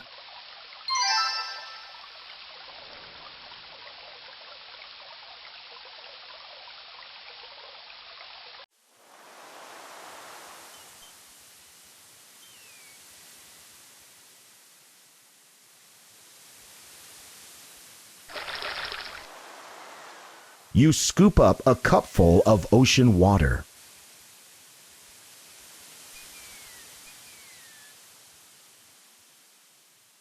You pull out. You feel a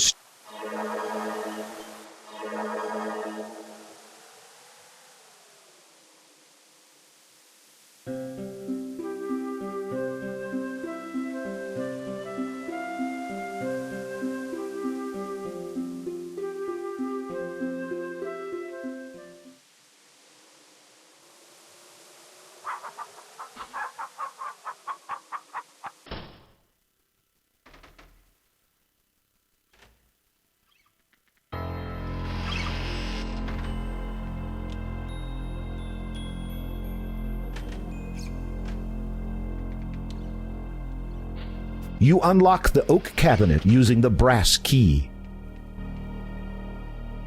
Inside, you take it.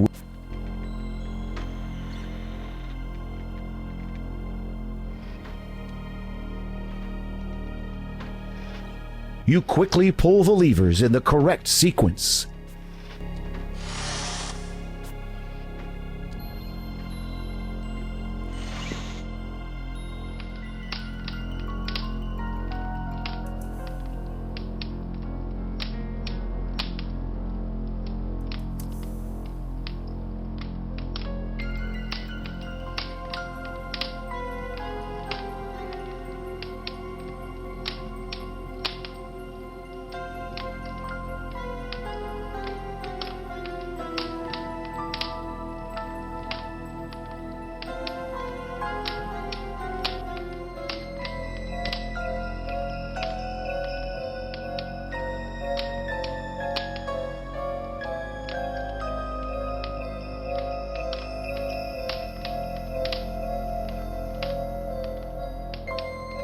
Covered with gold trimmings, the old book's leather cover is cracked and you eat. Most of the formulas are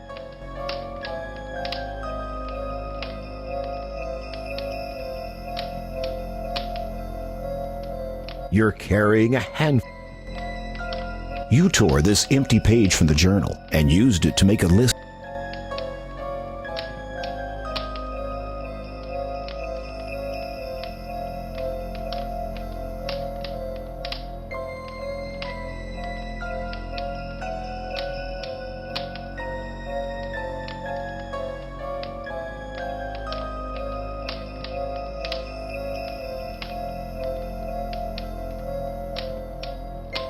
You carry a letter addressed. You feel strange knowing your. The piece of parchment has a magical incantation on the back of the spell. Where can I find a mandrel? You replace the missing page.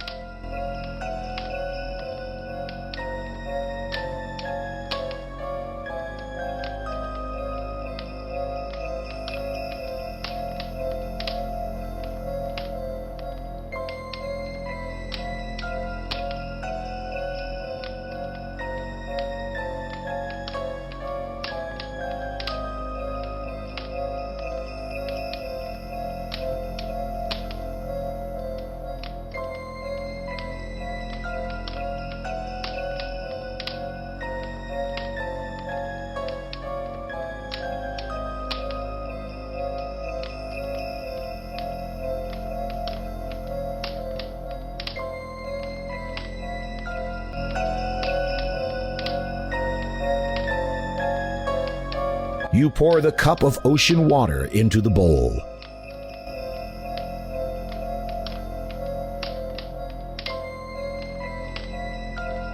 light the charcoal brazier. You place the bowl of ocean water on the charcoal brazier. You remove the bowl before it starts to boil. You add a spoonful of mud to the bowl. You add the toadstool powder to the bowl. You save the empty jar for reuse.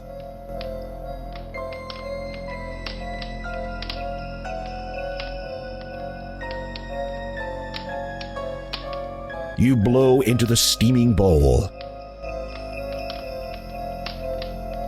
With trepidation, you prepare to recite the Brewing a Storm incantation. From nature, I now call on thee, the power of the land and sea. When brew is stirred, all should be warned, the might of the approaching storm.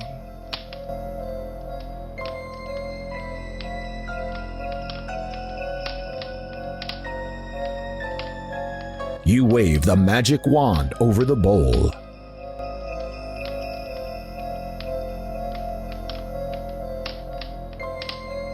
You carefully pour the storm brew into the empty jar. The charcoal brazier burns out.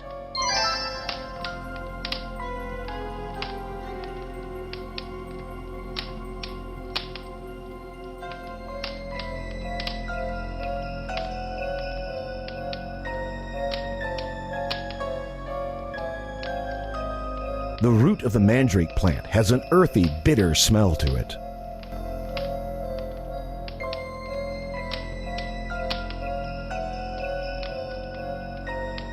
The mortar and pestle await the magic of muscle power. You place the dried mandrake root in the mortar. You grind the dried mandrake root into a fine powder.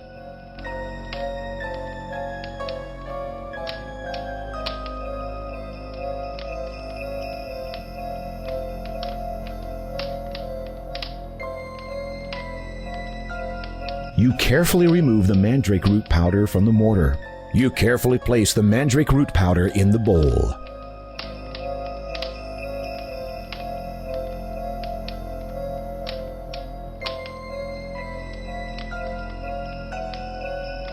There's nothing very interesting about this jar of whitish, thick lard. A strong, fishy smell emanates from the glass jar.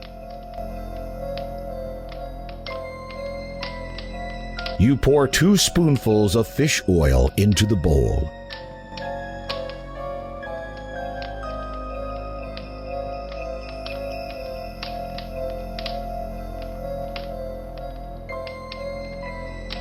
You hold a small ball of black cat fur in your hand. You place the cat hair in the bowl. You carefully stir the contents of the bowl.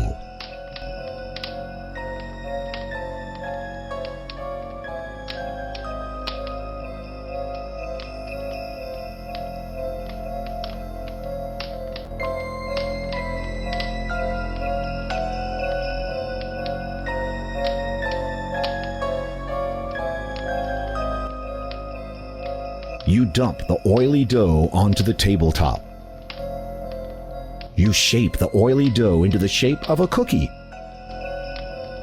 It hardens quickly. With trepidation, you prepare to recite the Turning Another into a Cat incantation. Root of mandrake and fish oil, with cat hair over which I toil, to make a meal worse than the rack from this deceiving little snack.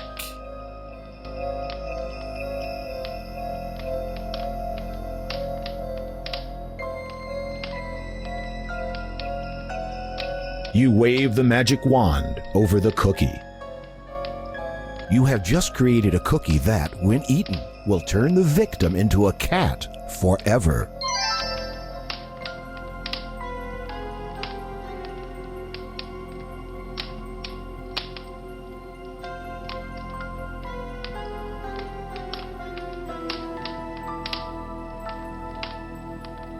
The porridge conceals the crumbled cookie.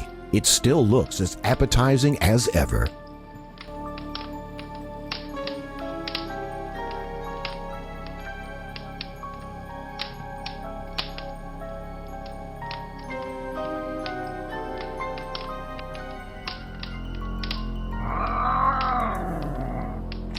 You'd look mighty funny falling down those stairs, Gwydion.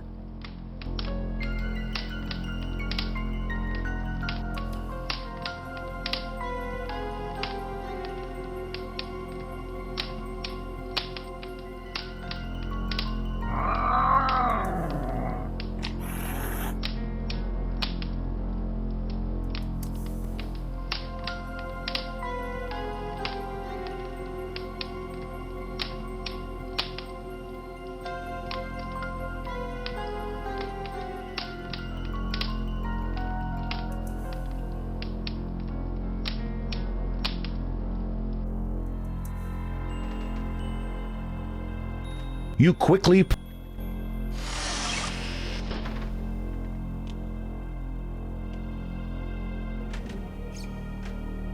The cabinet door locks as you shut it. You try to... You unlock... You carefully...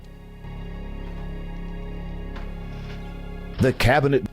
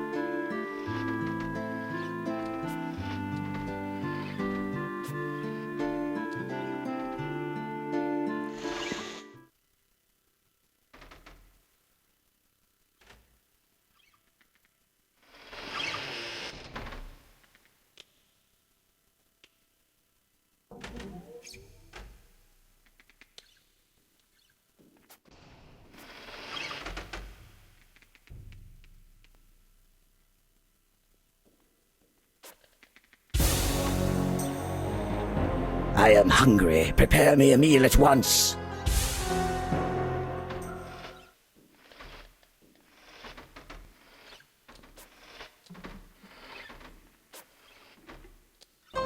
Manannan is impatient.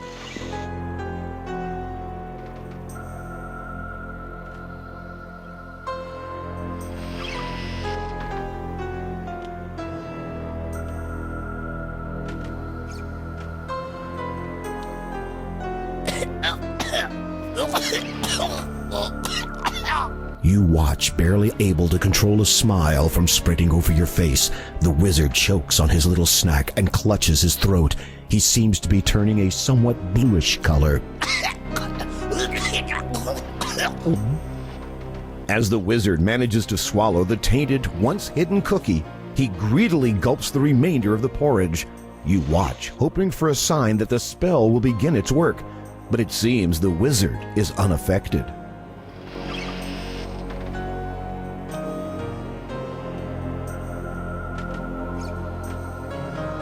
Something is wrong. I feel strange. Really? Maybe you should curl up. Have a cat nap. What was in that porridge? A cookie? Ah, the cookie. You know, that reminds me of a poem. Root of mandrake and fish oil, with cat hair over which I toil. My spell! Oh, you know that one. You! Yes? You won't get away with this. You'll be sorry, Gwydion.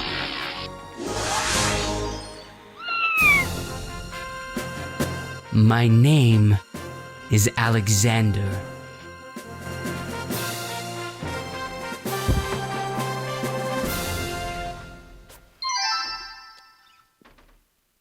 Furry and furious, the wizard must contend with fleas and furballs. I'll trap you like the rat you are.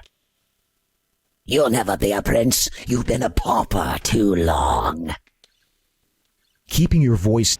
Just wait, you wretched boy. You'll pay for this.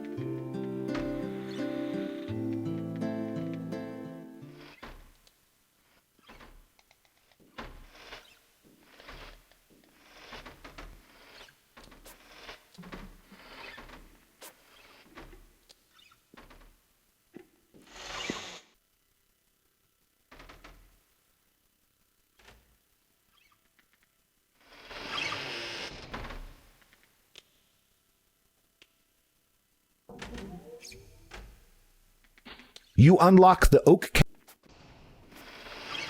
inside.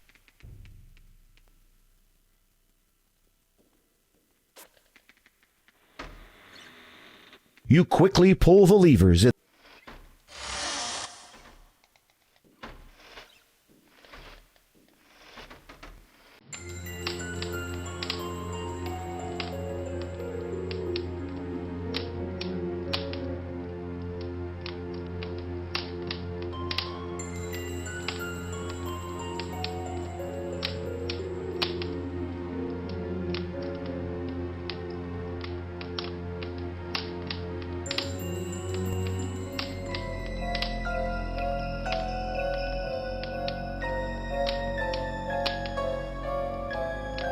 This is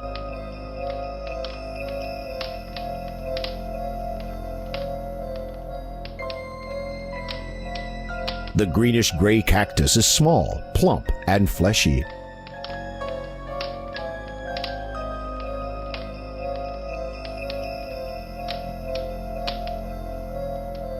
You cut the cactus in half with a knife.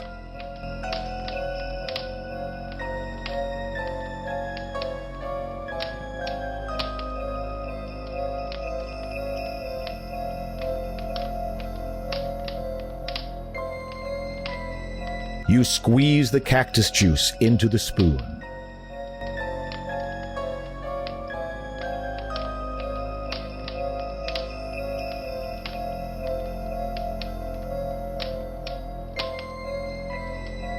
You add the cactus juice to the bowl.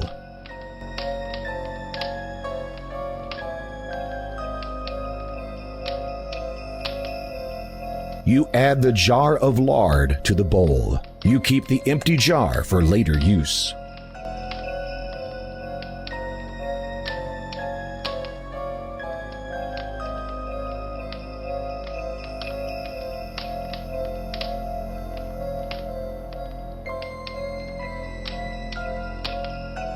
You're carrying a hat. The nightshade juice sloshes. The dirty brown storm brew sloshes. Toad spittle is You add 2 drops of toad spittle to the bowl. You carefully stir the contents of the bowl. With trepidation, you prepare to recite the Becoming Invisible incantation. Juice of cactus and toad spittle upon myself but just a little. With flame and moisture both present, I shall become most transparent.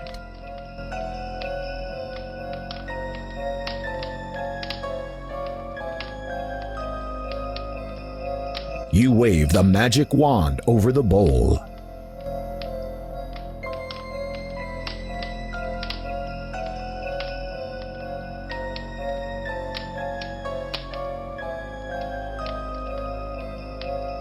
You carefully pour the invisibility ointment into the empty lard jar.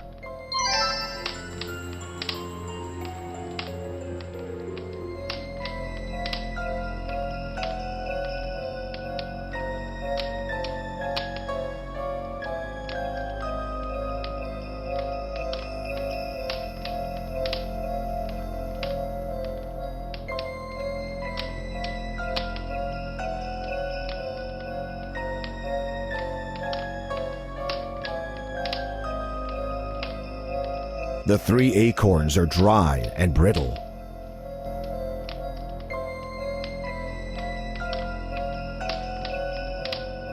You place the acorns in the mortar. You grind the acorns into a fine powder.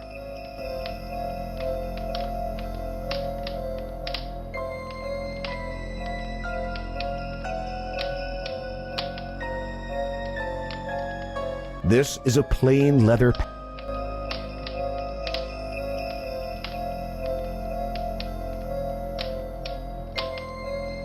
You carefully scoop the acorn powder out of the mortar. You put the acorn powder into the bowl.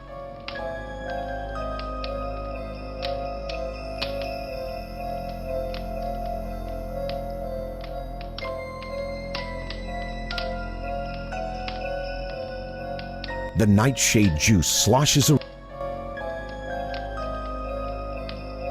You pour 1 cup of nightshade juice into the bowl.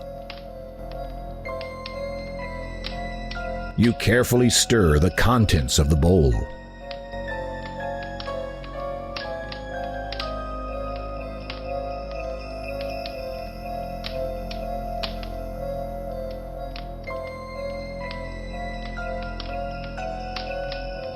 You light the charcoal brazier.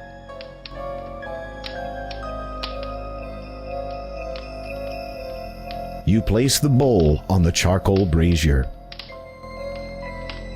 You wait until the nightshade juice is almost gone. A damp, powdery substance remains behind in the bowl. You remove the bowl from the charcoal brazier. You pour the contents of the bowl onto the table.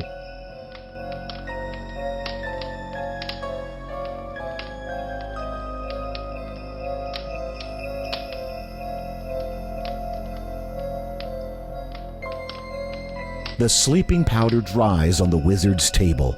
You remind yourself not to breathe too heavily.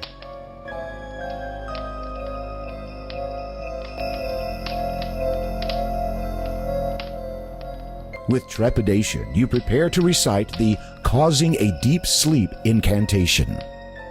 Acorn, nightshade, together mixed, concoction of a deep sleep fixed. From places of much lesser light, you bring to them a long good night.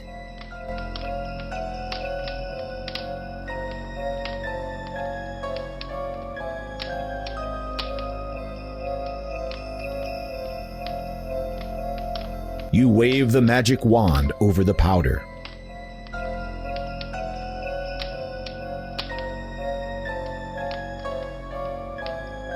You carefully scoop up the powder from the table. With steady hands, you put the sleeping powder into the empty pouch. You now have a magical powder that will put anyone in the vicinity to sleep when poured on the ground in a place where there's both darkness and moisture. The charcoal brazier burns out. Atop the oak table,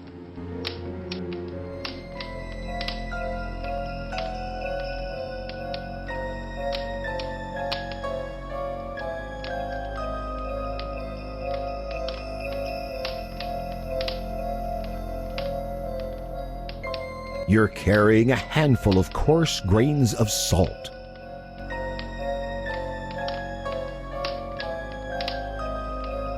You measure 1 spoonful of salt and pour it into the mortar.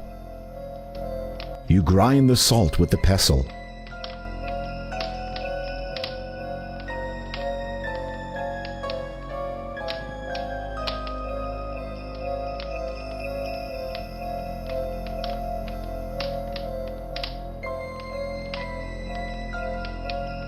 The dried sprig of mistletoe is a thick grayish green with remnants of little berries still attached. It is not a pretty plant.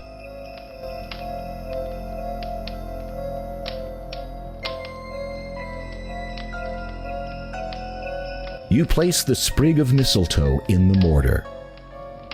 You grind the mistletoe with a pestle.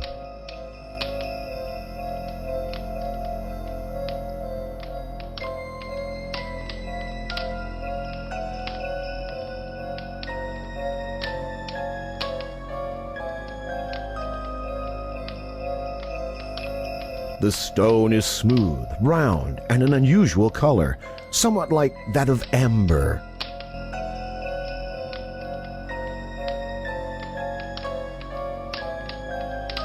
You rub the stone in the mixture.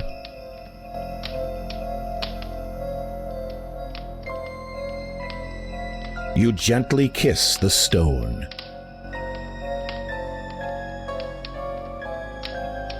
With trepidation, you prepare to recite the teleportation at random incantation.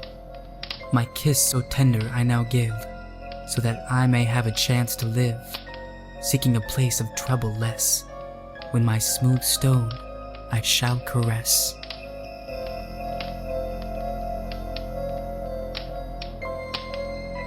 You wave the magic wand over the stone. Atop the oak table,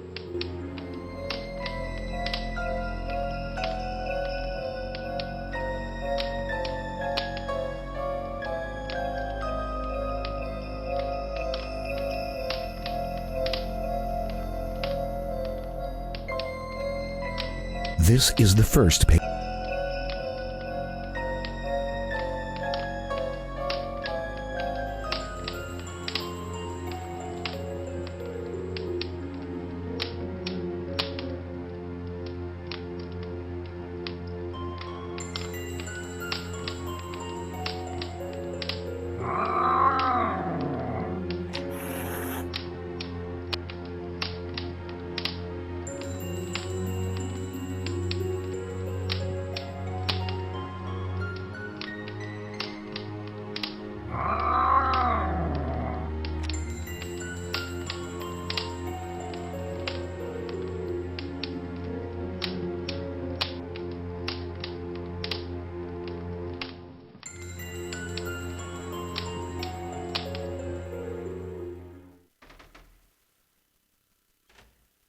You'll get what's coming to you, Gwydion.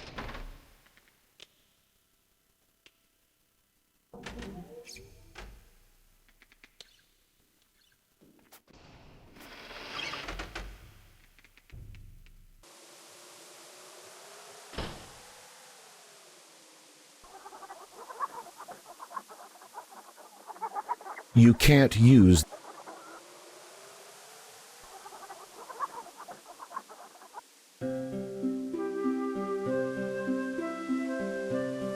You pull out. You feel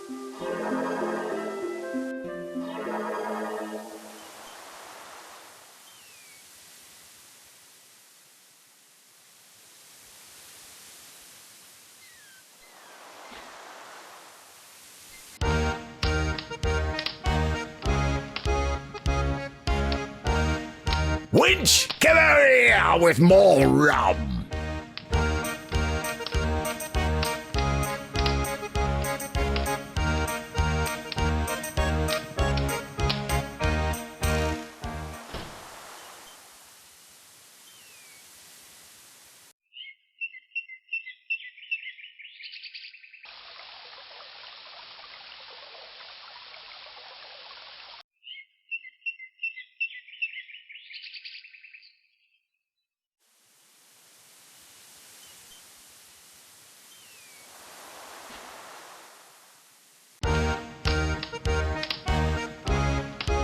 a loud bunch of seafarers swap yarns between swills of rum. It would seem they're getting ready to set sail.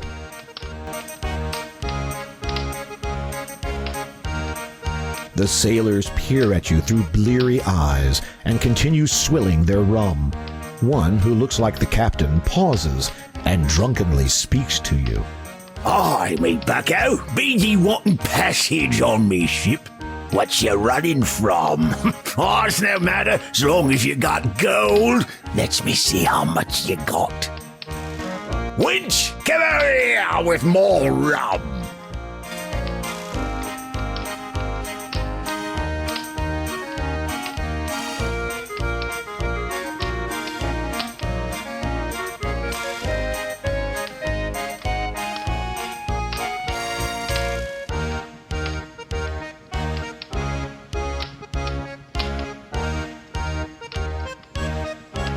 As you bring out the purse, the captain snatches it from your hand.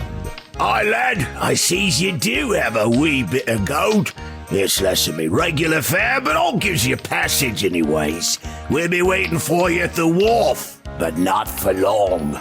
The captain and his men down their rum in one long draught, then leave the tavern.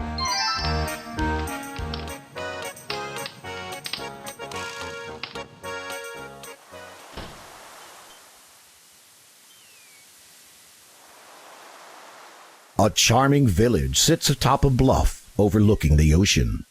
The port town extends an offer to passing ships. A large ship is tied to the dock.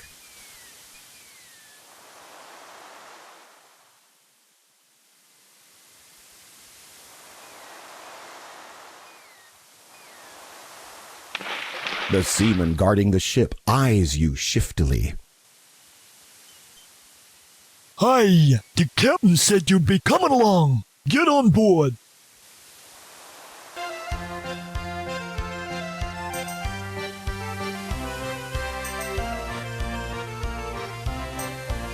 Nothing like a little bit of salt air to perk up a boy's spirits. You feel excited about the upcoming journey.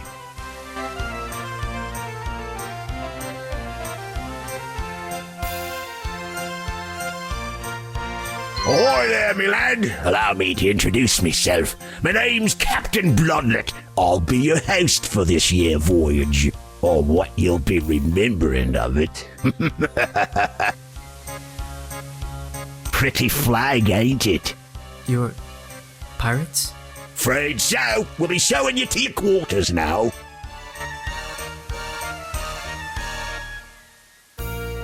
Set course for the island. Aye, Captain.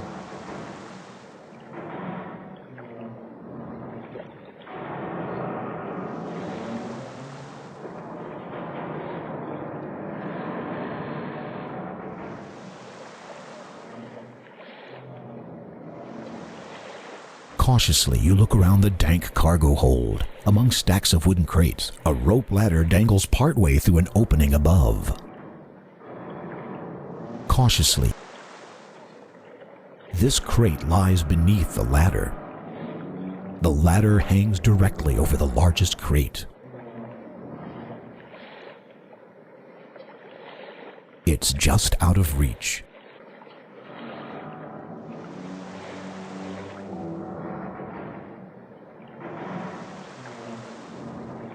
There's an open grating above you. Looking warily around the dank cargo hold, you see nothing but wooden crates piled about. This small box looks manageable.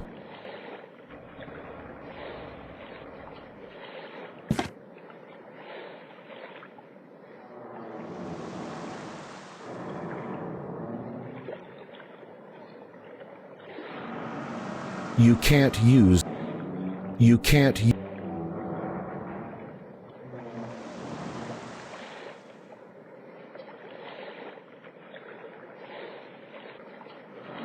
You can't. You can't.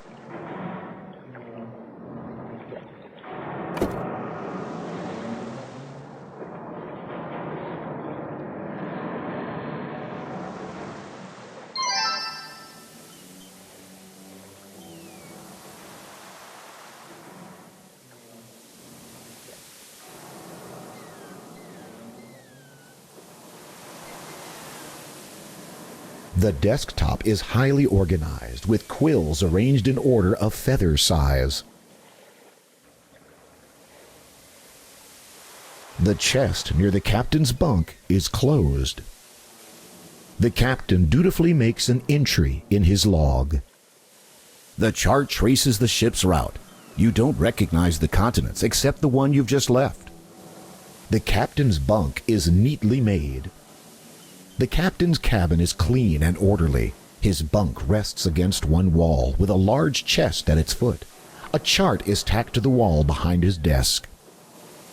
Beyond the porthole, the ocean rises and falls, rises and falls, rises and falls.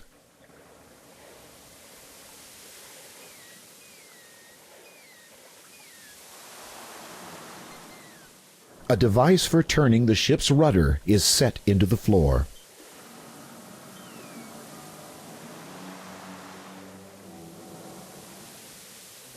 After careful scrutiny, you determine that the lifeboat is both empty and uninteresting. A pair of oars crisscross one wall in this section of the ship. Rows of hard, uninviting bunks line the walls of the crew's quarters.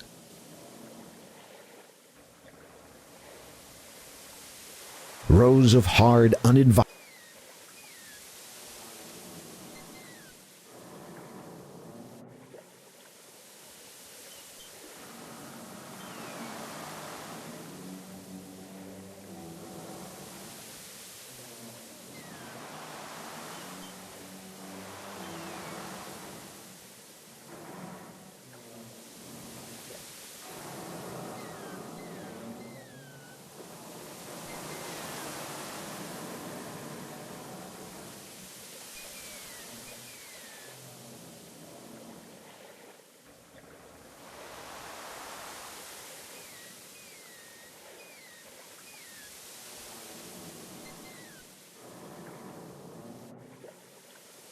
We're nearing the island, Captain.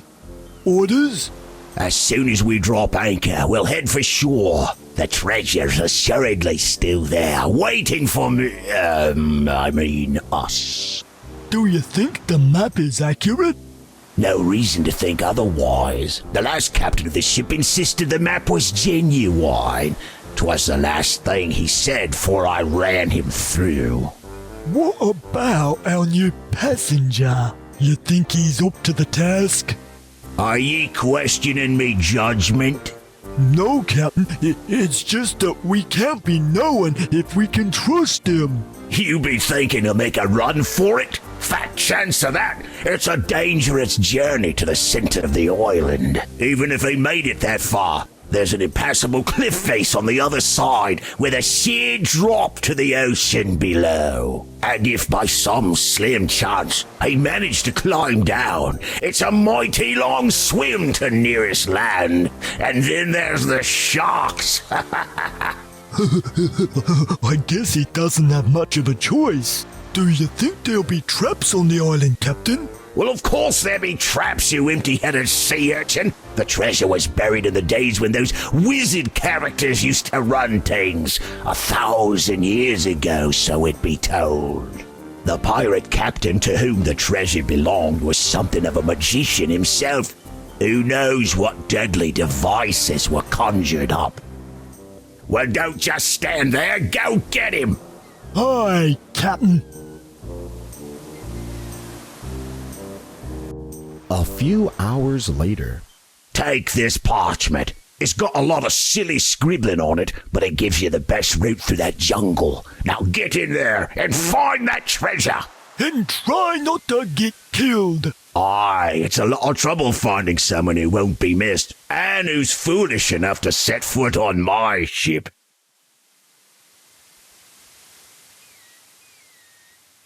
The pirate looks more into skewering than humoring.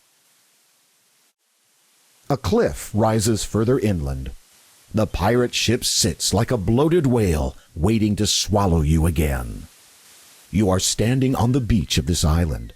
The sound of the waves would comfort you, were it not the only thing you've been listening to through the hull.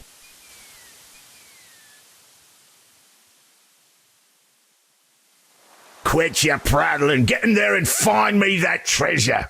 Ahem. I mean, find us that treasure, of course.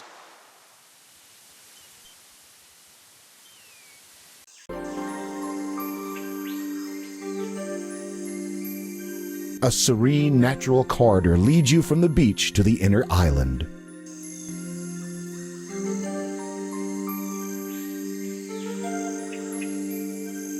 Spread across the island is a variety of unspoilt flora.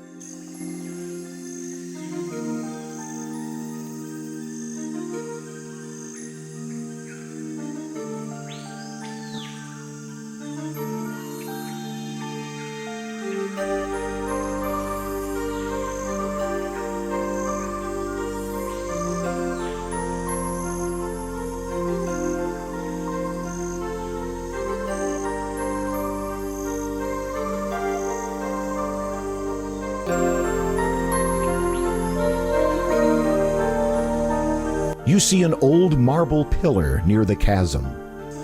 As far as you can tell, this is an ordinary bridge. If you excuse the pivot in the middle, the latches on the ends, and its propensity to tilt completely either way.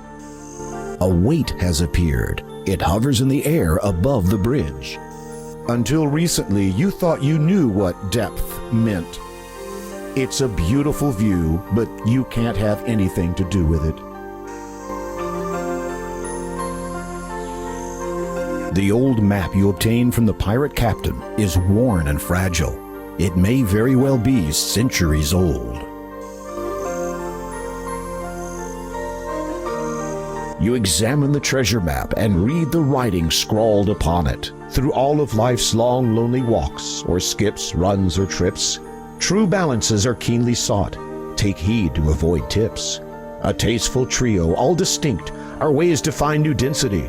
Their traits, most heavy, norm, and light, will weigh against longevity.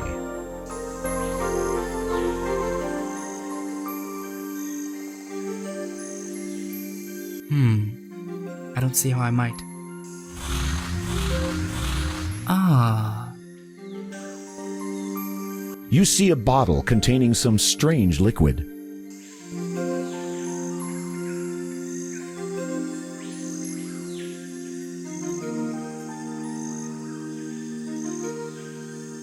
The bottle contains some strange liquid. It seems to weigh you down more than anything else you've carried.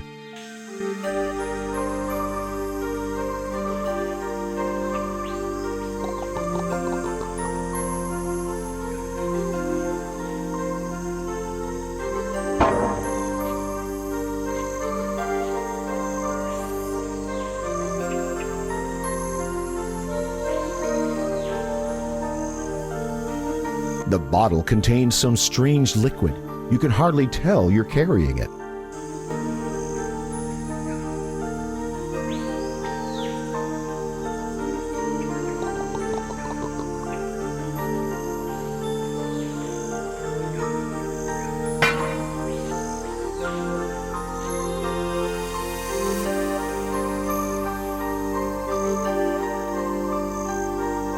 The bottle contains some strange liquid. Feels about right for its size.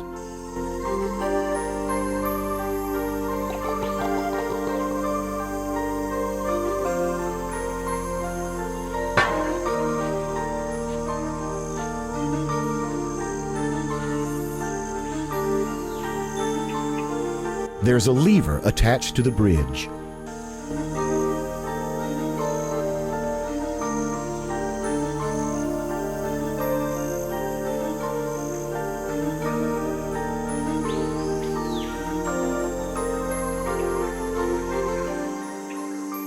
You pull the lever. The braces on the side where you came from snap back into place.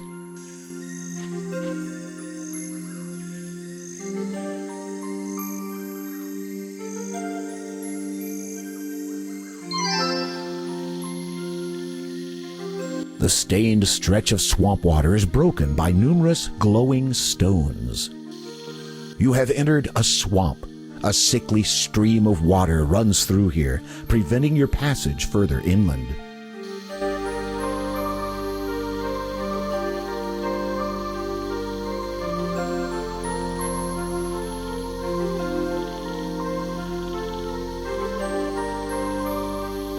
Begin you shall across the sea, its clear hue like the sky, to find yourself on endless sand, like blood and yet bone dry, and then to luscious fields of wheat, a wide expanse of crops, through waving grasses growing tall, hand brushing across their tops, high over snowy mountain pass, your journey's near the end. Step last onto the well-tilled earth, where wounded feet may mend.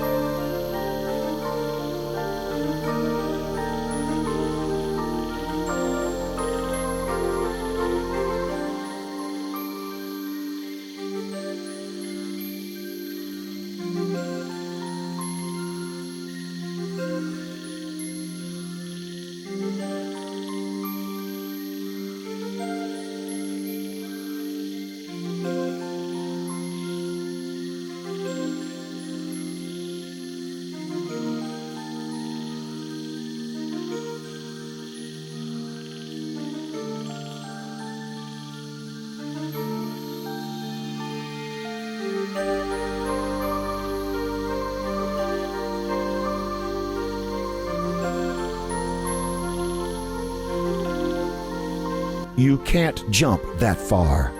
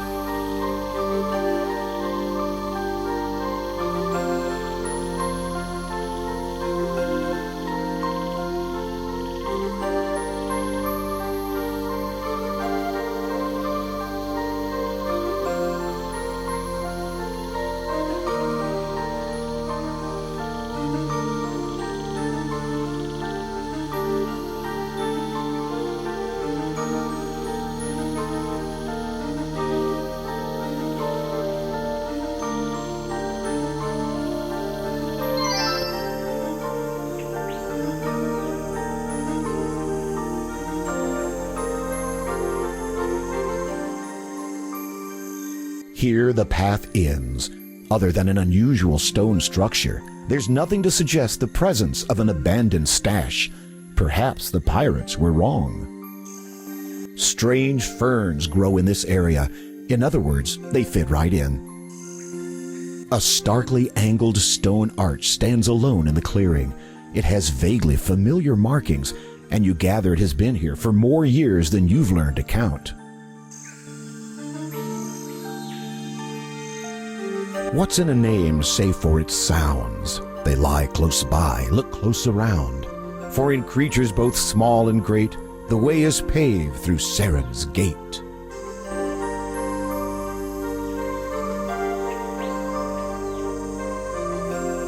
It's a sort of stone tile with something engraved on one side. You take the stone plaque off the ground.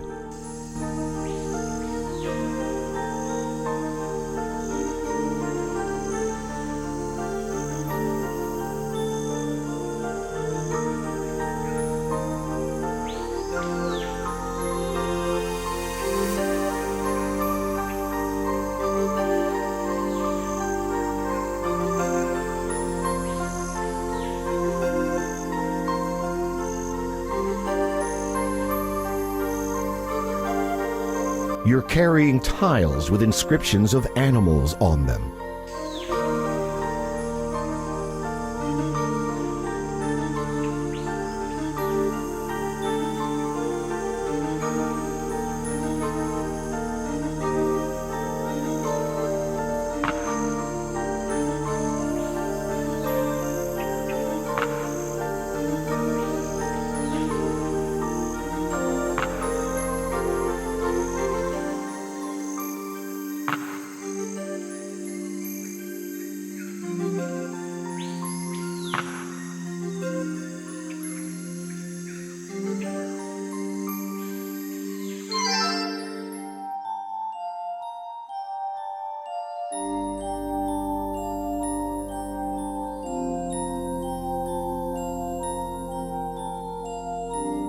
Who are you?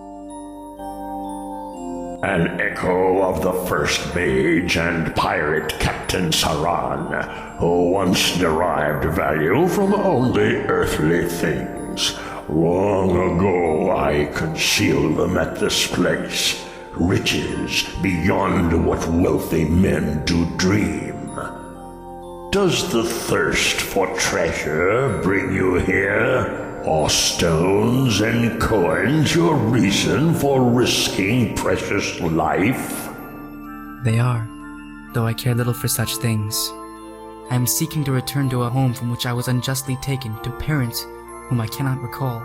My death occurred here in a time beyond your reckoning. Your life, a mere moment, is of no concern. The treasure, my only care, binds my soul to this place. Do you desire it? I desire what I need to reach my homeland safely. Without your treasure, I am doomed. Then a chance you shall have to claim it.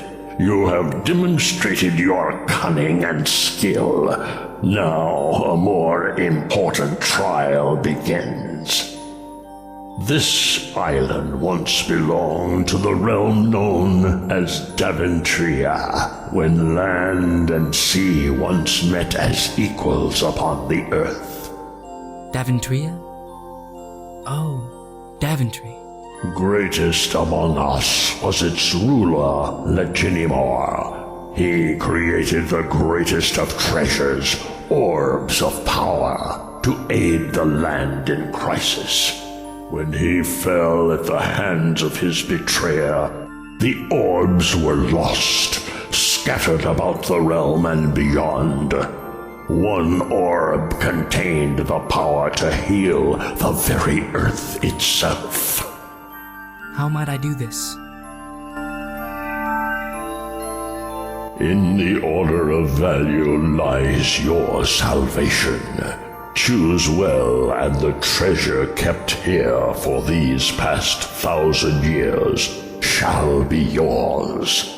Choose poorly, and you shall die. Choose first the item of greatest importance, then the second, and so on. The ethereal form of Seren wavers before you. The large tree angles protectively over the rock. The archway has brought you here, wherever here is. A broad beam allows light into this glade. The archway has brought the craft of construction. The epitome of academic education. It is a magnificent jewel. Consume it today, conceive a tomorrow.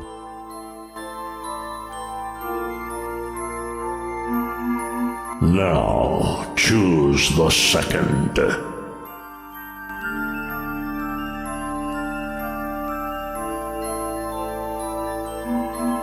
Now, pick the third.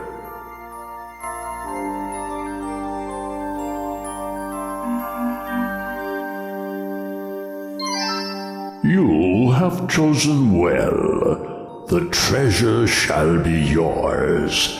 Take it, and the worthless trinkets contained within.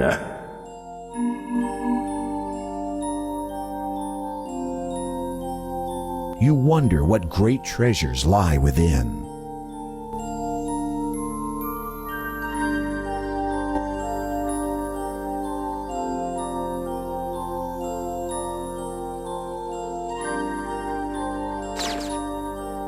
Zounds!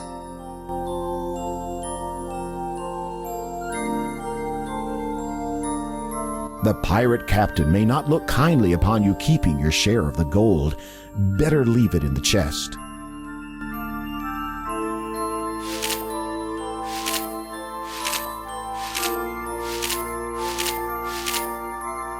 What is this? A trinket I acquired in my early days. 'Twas a highway to begin a low life, robbing the first king's grave. That vessel in the likeness of his hands was in place of his own. Take it.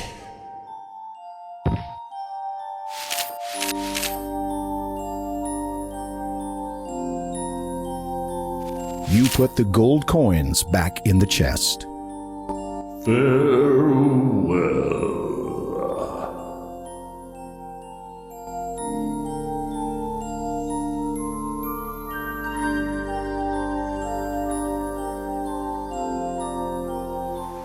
Did you get the treasure?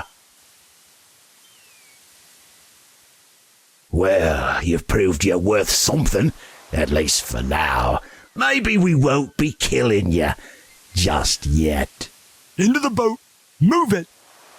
After your return from Treasure Island, you spend several more days as a cabin boy. Get off your bunk, you lazy landlubber. Get to the galley and get the stove running.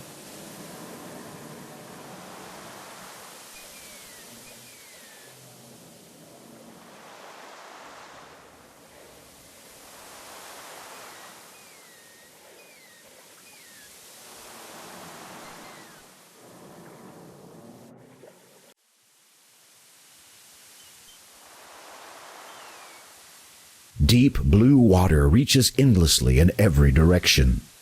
The sails have been fastened securely with knots you cannot name. The doorway to the galley gives way to darkness. The shields were likely stolen from other conquered vessels.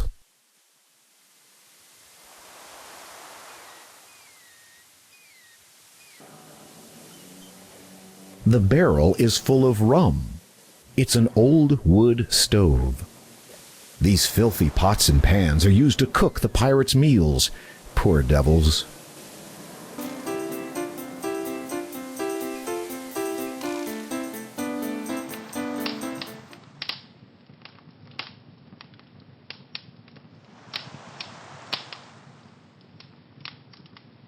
It's like a little piece of home.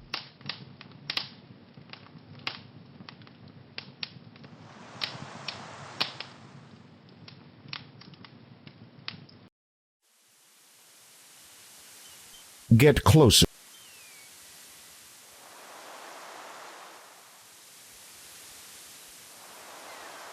Get close.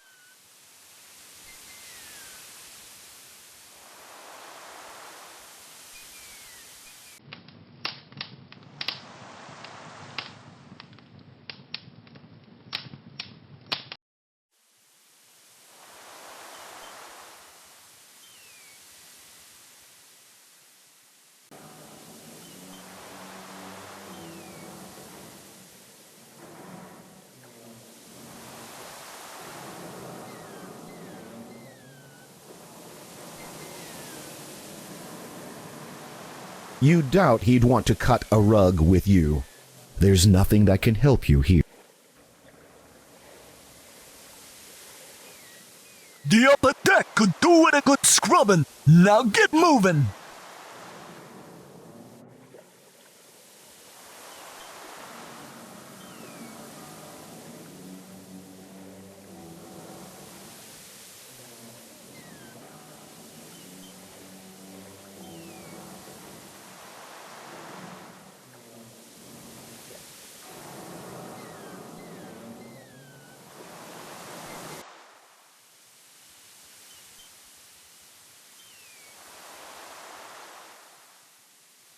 You can't.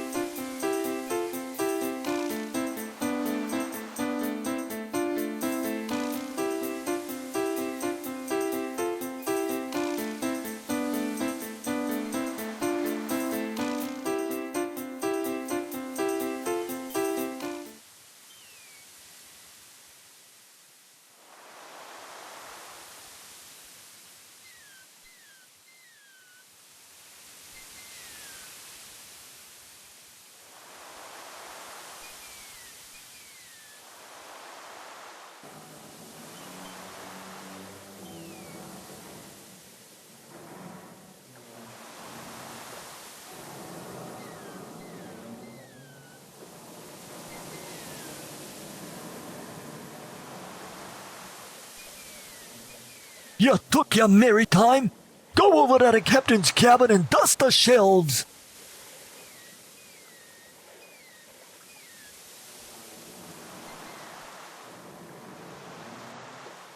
It's a feather duster, similar to the one you use to clean up the wizard's study. You're not...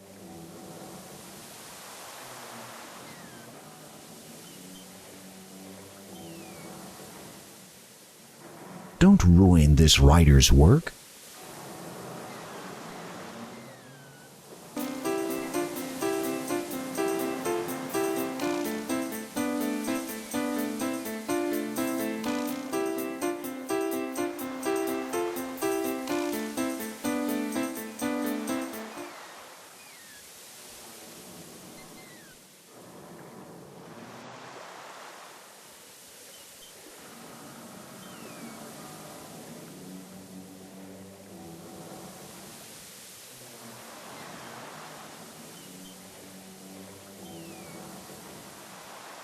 Meanwhile...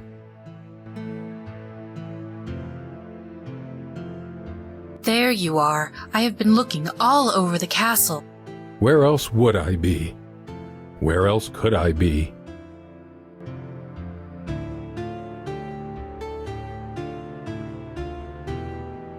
What are you doing? Only what I can. Nothing. Save watch my land fall into ruin while that winged abomination continues its reign of terror. It serves not to dwell on matters beyond your... My wife, do you not feel my anguish? Our own daughter has been taken. And I allowed it. You had no choice. There is always a choice. True. You might have chosen Daventry's destruction. Years ago, you defied the dragon. Even now, the flames still lick at our crops. Imagine the suffering had you resisted further. As for your anguish, every day I weep for Rosella and our son, Alex. No, I cannot bear to hear his name. Not now. As you wish. But you must not let this destroy you. Daventry cannot afford to be without its king, nor I without the man I wed. Were it only that he were here, I would do anything to heal my beloved realm, to make everything right.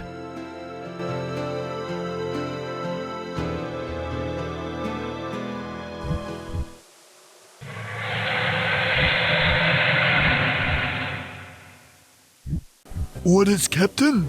We're heading for Usperia. Time to put all that booty to good use. What is it? That course will take us close to Daventry, won't it? Yeah? You got a problem with that? I must be confessing something to you, Captain. I be getting a tad nervous sailing this close to Daventry. What with that dragon I hear out telling those parts? Ah, you lily-livered codfish! That beast sits over yon mountains, never comes near the shore from what I hear. Hope you're right, Captain.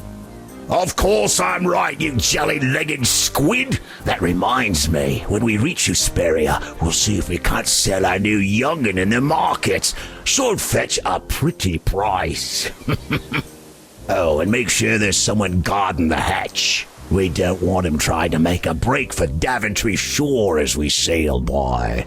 Aye, Captain.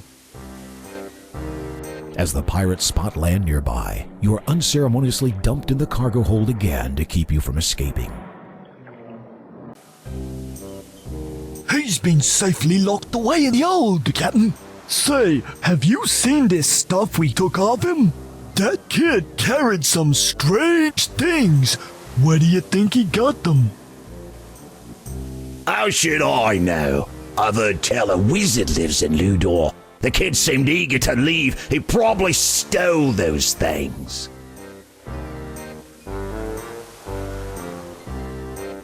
There's something else, too. Seems like a map. Another treasure map? Don't think so. Seems like a map of Ludor to me. Look, this here's the town where we made port. Whoa!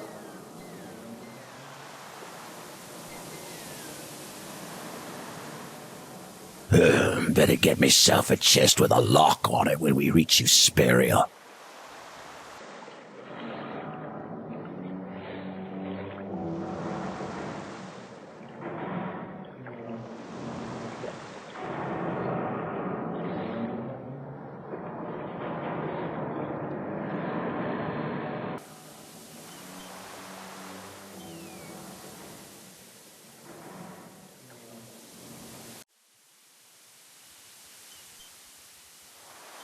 It appears the pirates anticipated your attempt at escaping and decided to keep a close eye on you.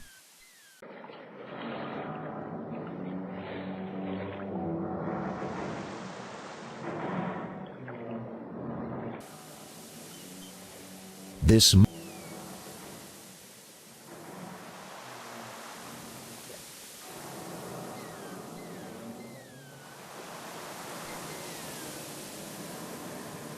The chest near the captain's bunk is closed.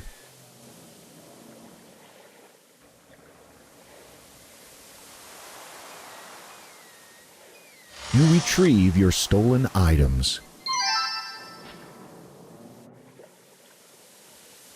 Curiously, you sneak a peek at the drawers. There's nothing of interest amongst the charts and logbooks. You're not one to read late. Curiously, you're not close.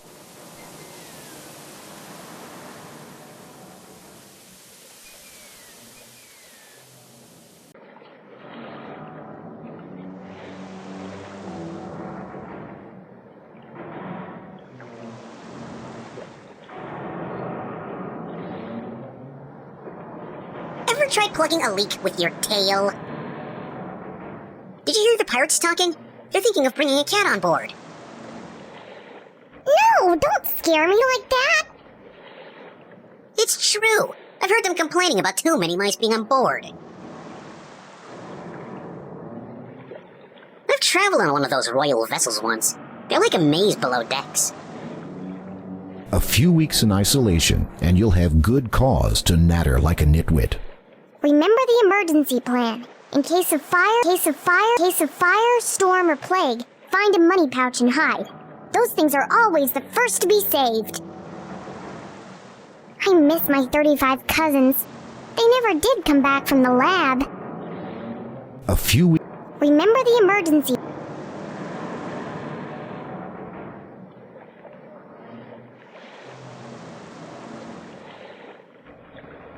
The leather pouch is securely tied and filled with the coarse brown sleep powder you so proudly manufactured.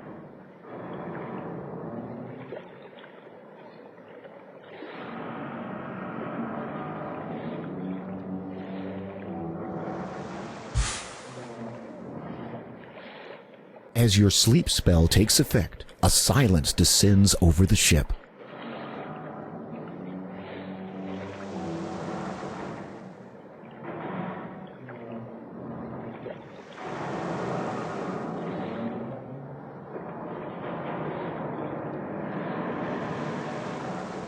You're not interested.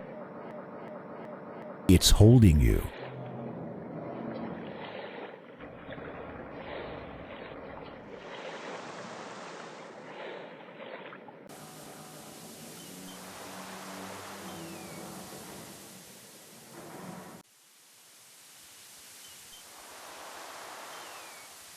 The pirate has found a more comfortable place to sleep than his bunk.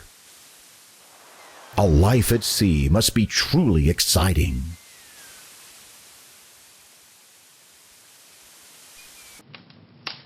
The ship's cook is fast asleep in the evening meal. His snores rattle the walls. He doesn't talk in his sleep.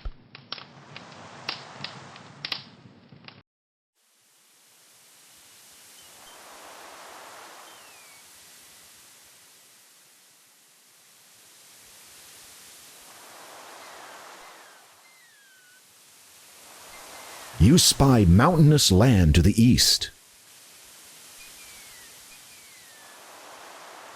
The dirty brown storm brew sloshes around in the half-filled glass jar.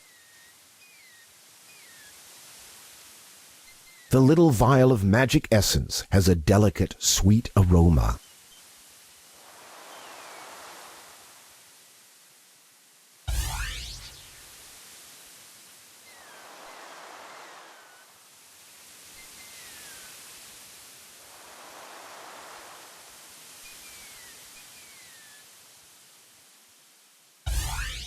You've managed to make it to the shore of Daventry, but your magic essence is all gone now. A vast expanse of blue again beckons. You ignore it. To the north, you see a forest. It warms you to see this new world thriving with life. The pier used to harbor vessels sailing into Daventry. The pier used to harbor vessels sailing into Daventry.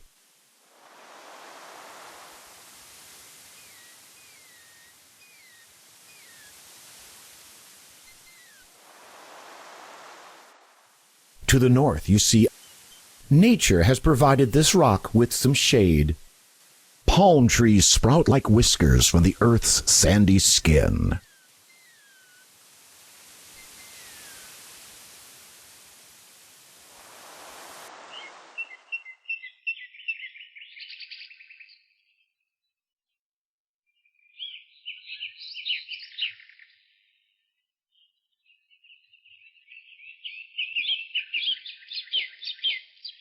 A winding trail gradually ascends these hills to the mountains and beyond. Many trees have sprouted along the natural path, despite the surplus of shade. A winding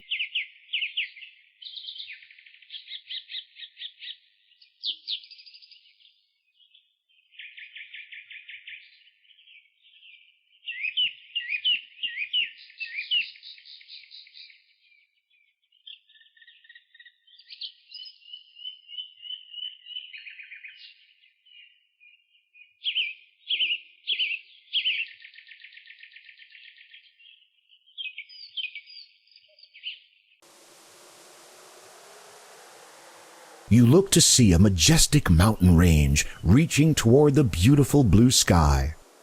You are at the foot of a high, snowy mountain range. A tricky path winds its way up the steep face of a looming cliff. It's an owl wearing a waistcoat and monocle. Don't be ridiculous. Of course it can't speak.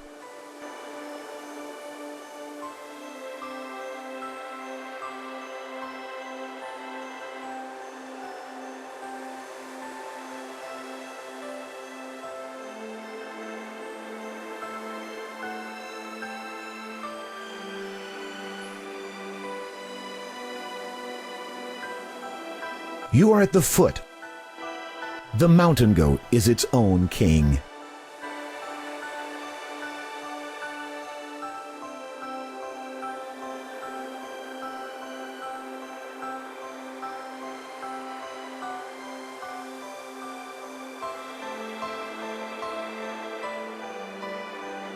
A small mountain stream trickles on its way to destiny. The snow-capped mountains advance forever upward. A narrow path skims along the top of a precipitous ridge. As you look down, you see the steep cliff below you. Icy patches cover the ground.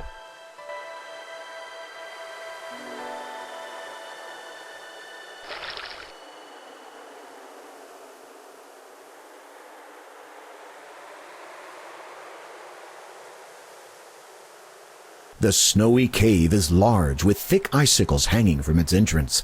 It's dark inside.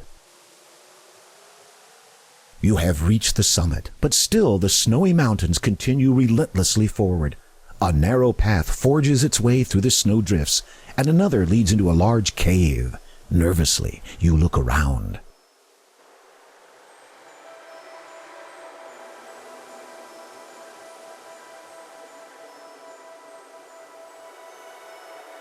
As you make your way through the mountains, you suddenly notice something approaching you in the distance. Something that doesn't seem friendly.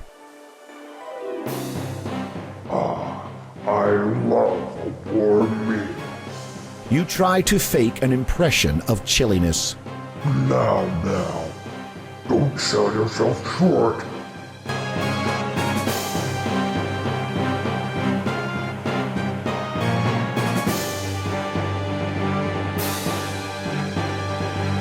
You rub the magic stone. Hey, what was that?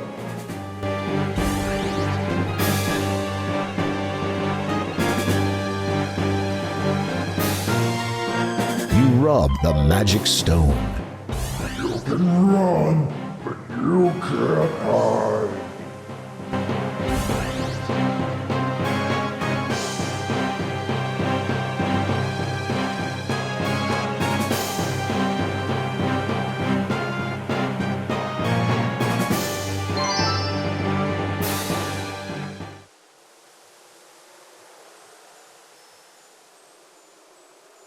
These caves are really dark, but you feel a draft coming from two separate ways ahead of you.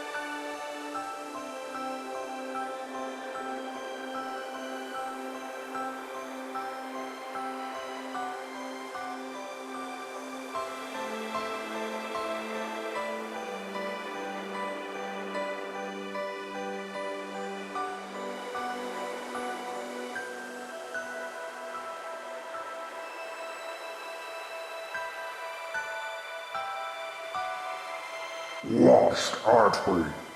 Let me show you around a little bit.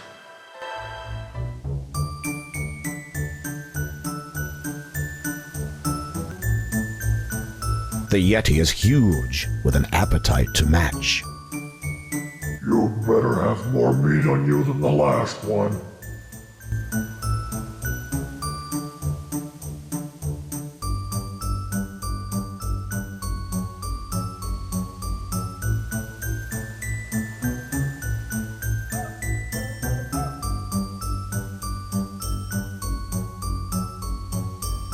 The Yeti is You bet.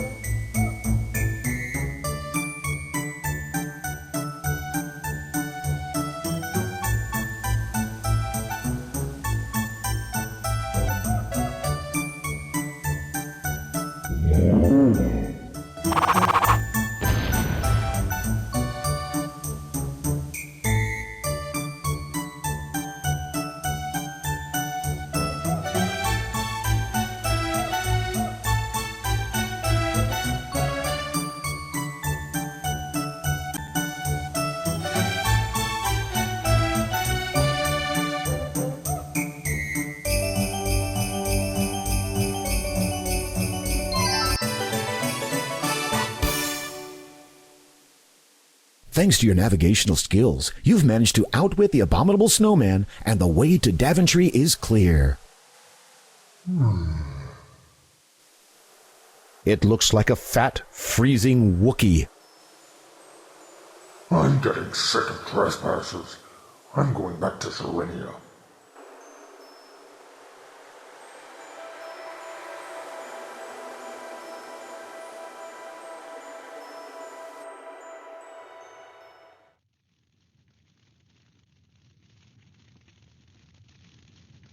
The snow-capped peaks thrust their way upward towards a reddening sky.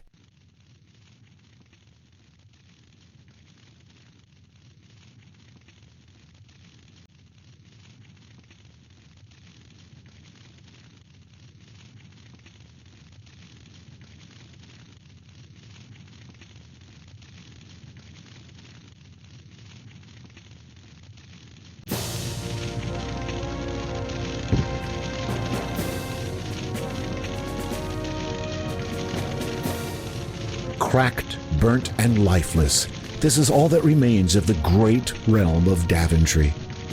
A once green woodland, now cruelly charred, spreads out before you.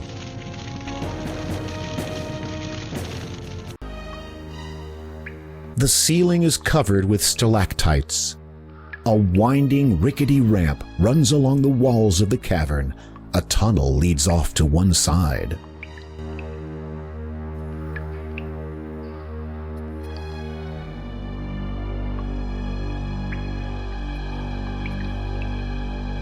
A stone staircase leads toward the high cavern ceiling.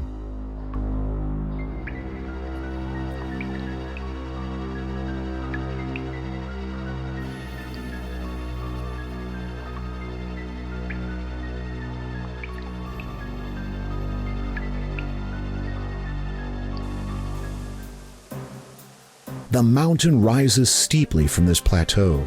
A cave leads into its depths. Every living thing has been burnt to a crisp. The jar of invisibility ointment is nearly full of a thick, oily substance.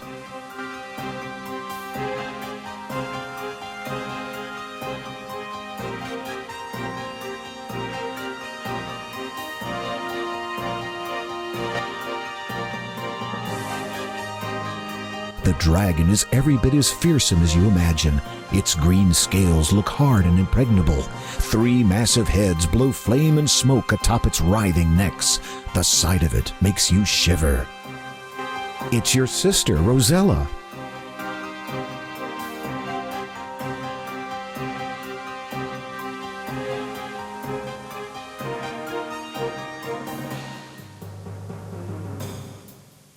The dirty brown storm brew sloshes around in the half-filled glass jar.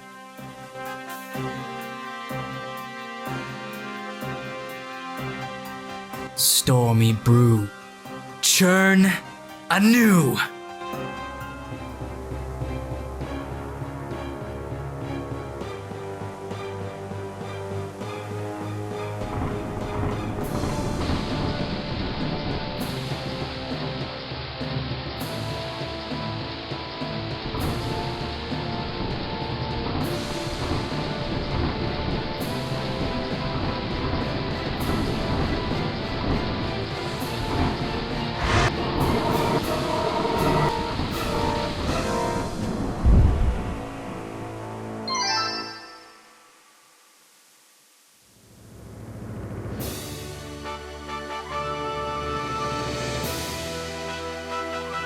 The dragon's corpse lies upon the ground, no match for the fury of your magical storm.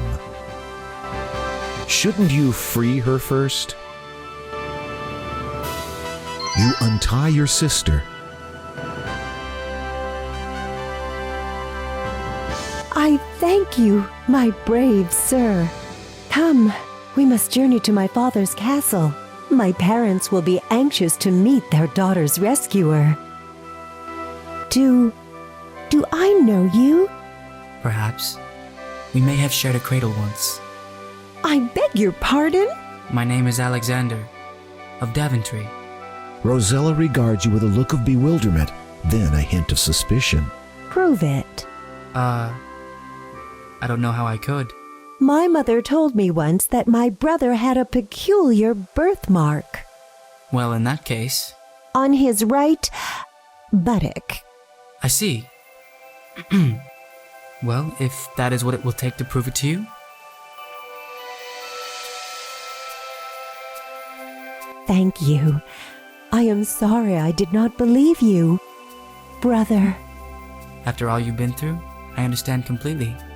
I just hope I don't have to prove my identity to the entire kingdom this way. Tell me about our parents. Our mother, Queen Valenice, is as kind as she is beautiful. She is also wise and counsels father when he is in need of advice. And our father? King Graham has been the bravest and most honorable man this kingdom has ever known. It is only in recent years that our country's misfortunes have taken their toll on him. I wish I could have been there for him. You are here now. I think that seeing you will do a great deal to mend his ailing heart. Why did the dragon come to Daventry? I do not know. On occasion, I have heard Father mumble something about a curse. He would not speak to me of it, though. Nor would Mother. Most curious. The dragon has already laid waste to all life here. There's nothing left to consume. I am glad to finally be home. As am I. It was difficult growing up knowing that I had a brother, yet fathoming neither your whereabouts nor whether you were safe. Though I cannot explain it, somehow I knew you were still alive. I hope your life thus far has not been too unpleasant. Let's just say that I'm not overly fond of evil wizards. Then you have something in common with Father. Though he did not know it at the time, one used to serve under him many years ago. I have had quite an adventure while journeying here. I can imagine. Perhaps I too will have an adventure someday. Well, preferably one without a three-headed dragon. Agreed. I am looking forward to meeting my parents. We'll surprise them. Are you nervous? Well, maybe a little. It will be fine. You'll see. You have nothing more to say to Rosella.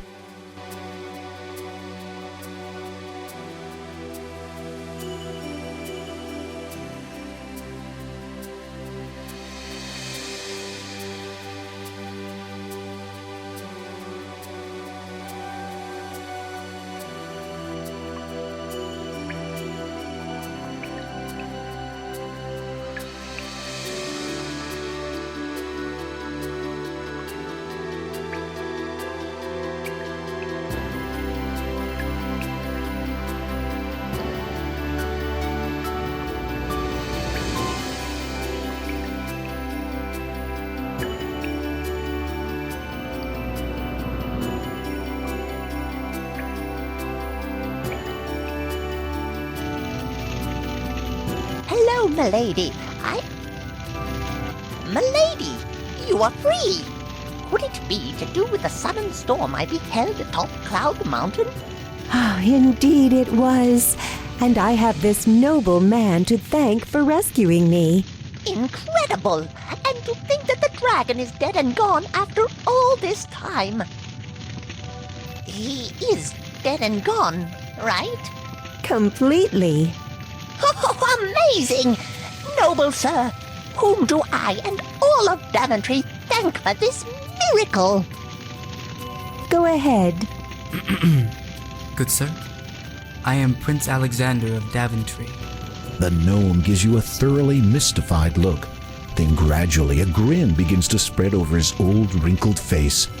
The grin becomes a great smile, and soon the gnome is overcome with joy. Wonderful, sensational, marvelous news!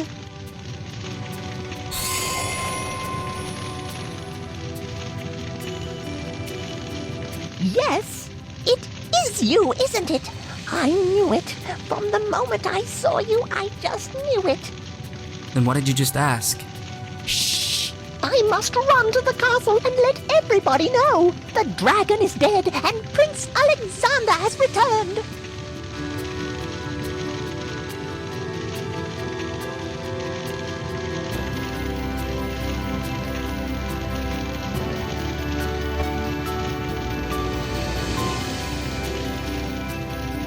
You are becoming too accustomed to this view. You are becoming.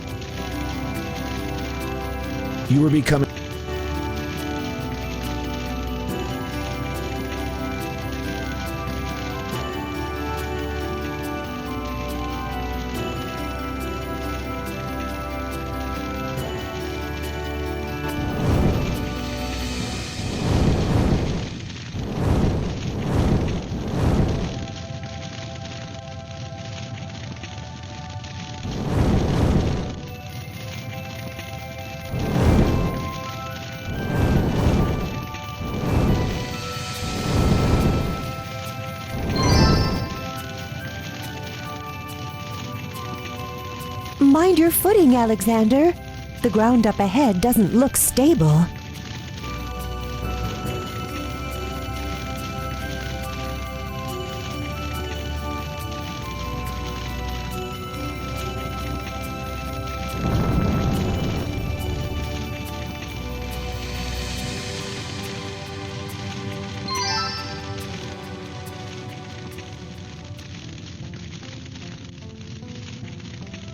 What little foliage remains little to look at. The man stands alone in the gloomy clearing. He wears a simple hooded garment and pays you little attention.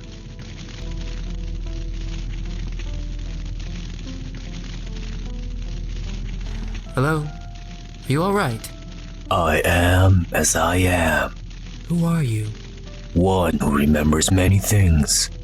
My wisdom once served the king. This is your home then? I called it that once, before yours had meaning. It has hidden something from me. Can I help you find it? Not as you are, my would-be sire. You know me. I know many things. The now, then, and every age in between. The reason for days, and why the stars are restless. The forces that work their will in this world, the trivial manner of your arrival. But how could you? Leave me. My time wanes with your wasteful banter. He doesn't appear interested in conversing further.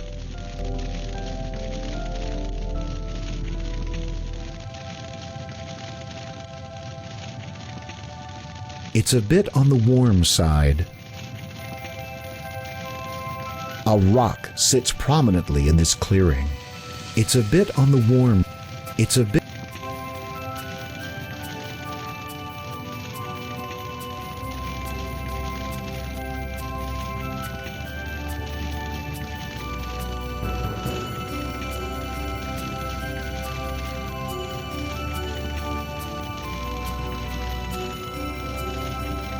The walls have stood the test of time, but have recently struggled to hold together.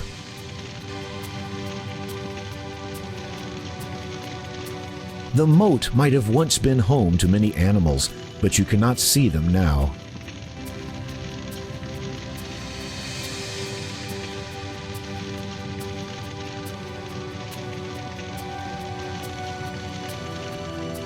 The massive gate of the castle is opened to welcome you home.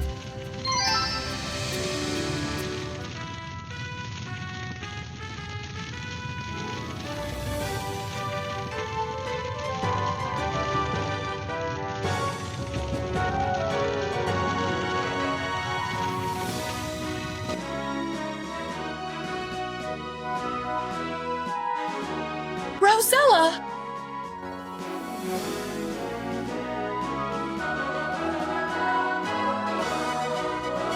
The Royal Weaver told us of your rescue. I could scarcely believe it. And this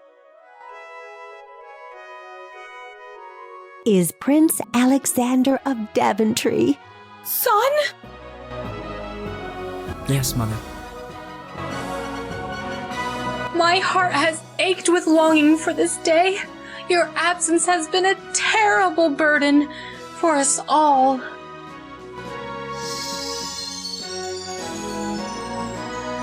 Come, your father awaits us.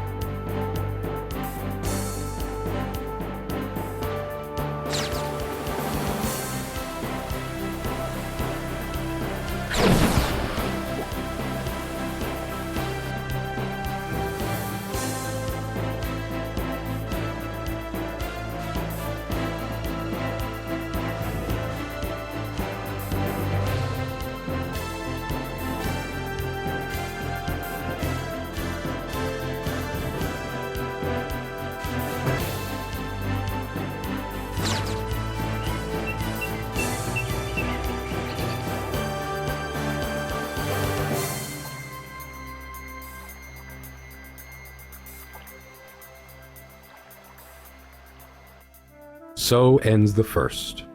At last. Father!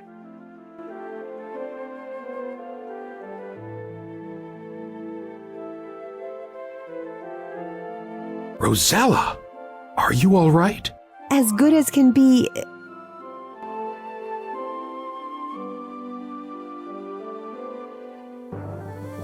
Father, you look. As one who has worried more than any thought possible, for longer than most thought him capable. Do not concern yourself. Is this? Yes, Father.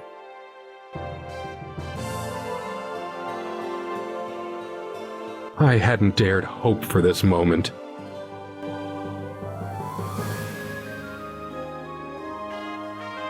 Why does your crown glow?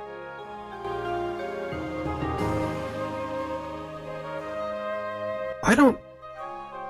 Wait. The father wanted the crown to find the item. This must be it. That old thing. Who is the father? It doesn't matter.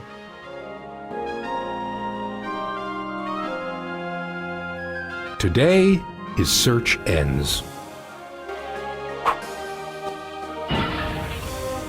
Perhaps that will end his curse. Perhaps its second will not come to pass. Yes, perhaps. Let us adjourn to the throne room.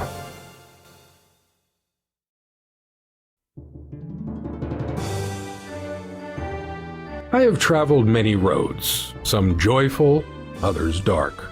They have led me far and wide through all manner of danger. Yet they always brought me home, to Daventry. Your road, Alexander, has led you from us. For the longest time, we lost all hope of seeing you again. But the road, it seems, saw fit to return you as well.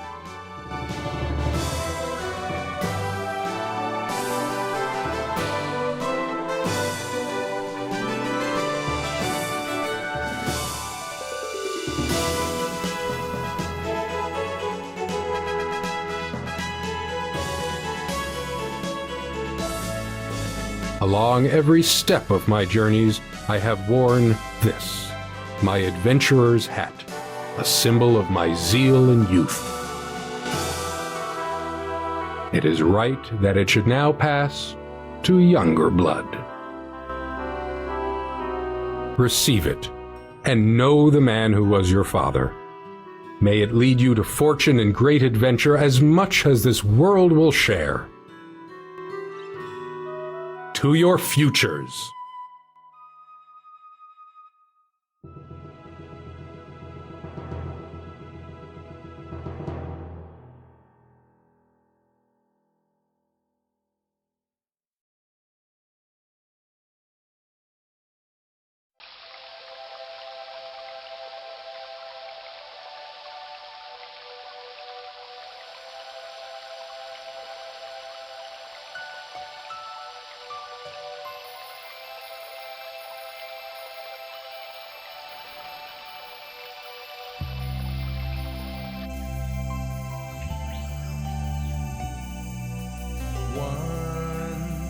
There was no hope for me, and I could not dream of being free. But then I had a vision of you, and you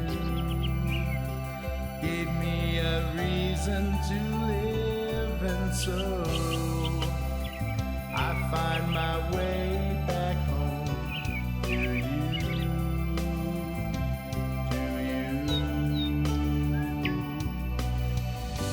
No one's ever walked this far. No one's ever tried so hard. No one's ever felt this way. Had so much taken away. Who could know my hurt, my pain? When time and again I'm shamed.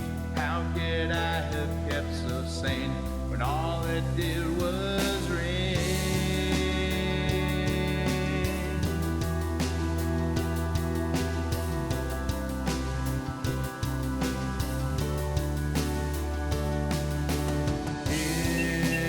If it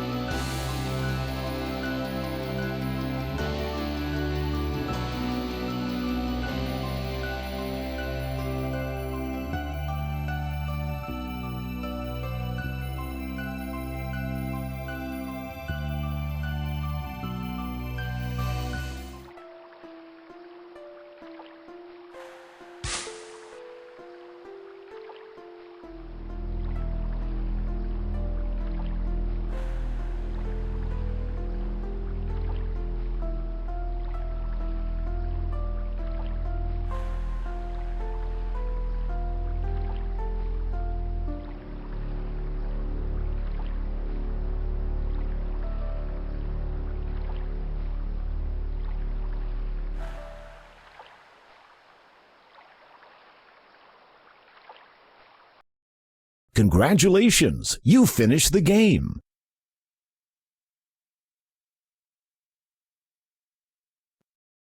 Based on your playing style, you've earned the following secret awards.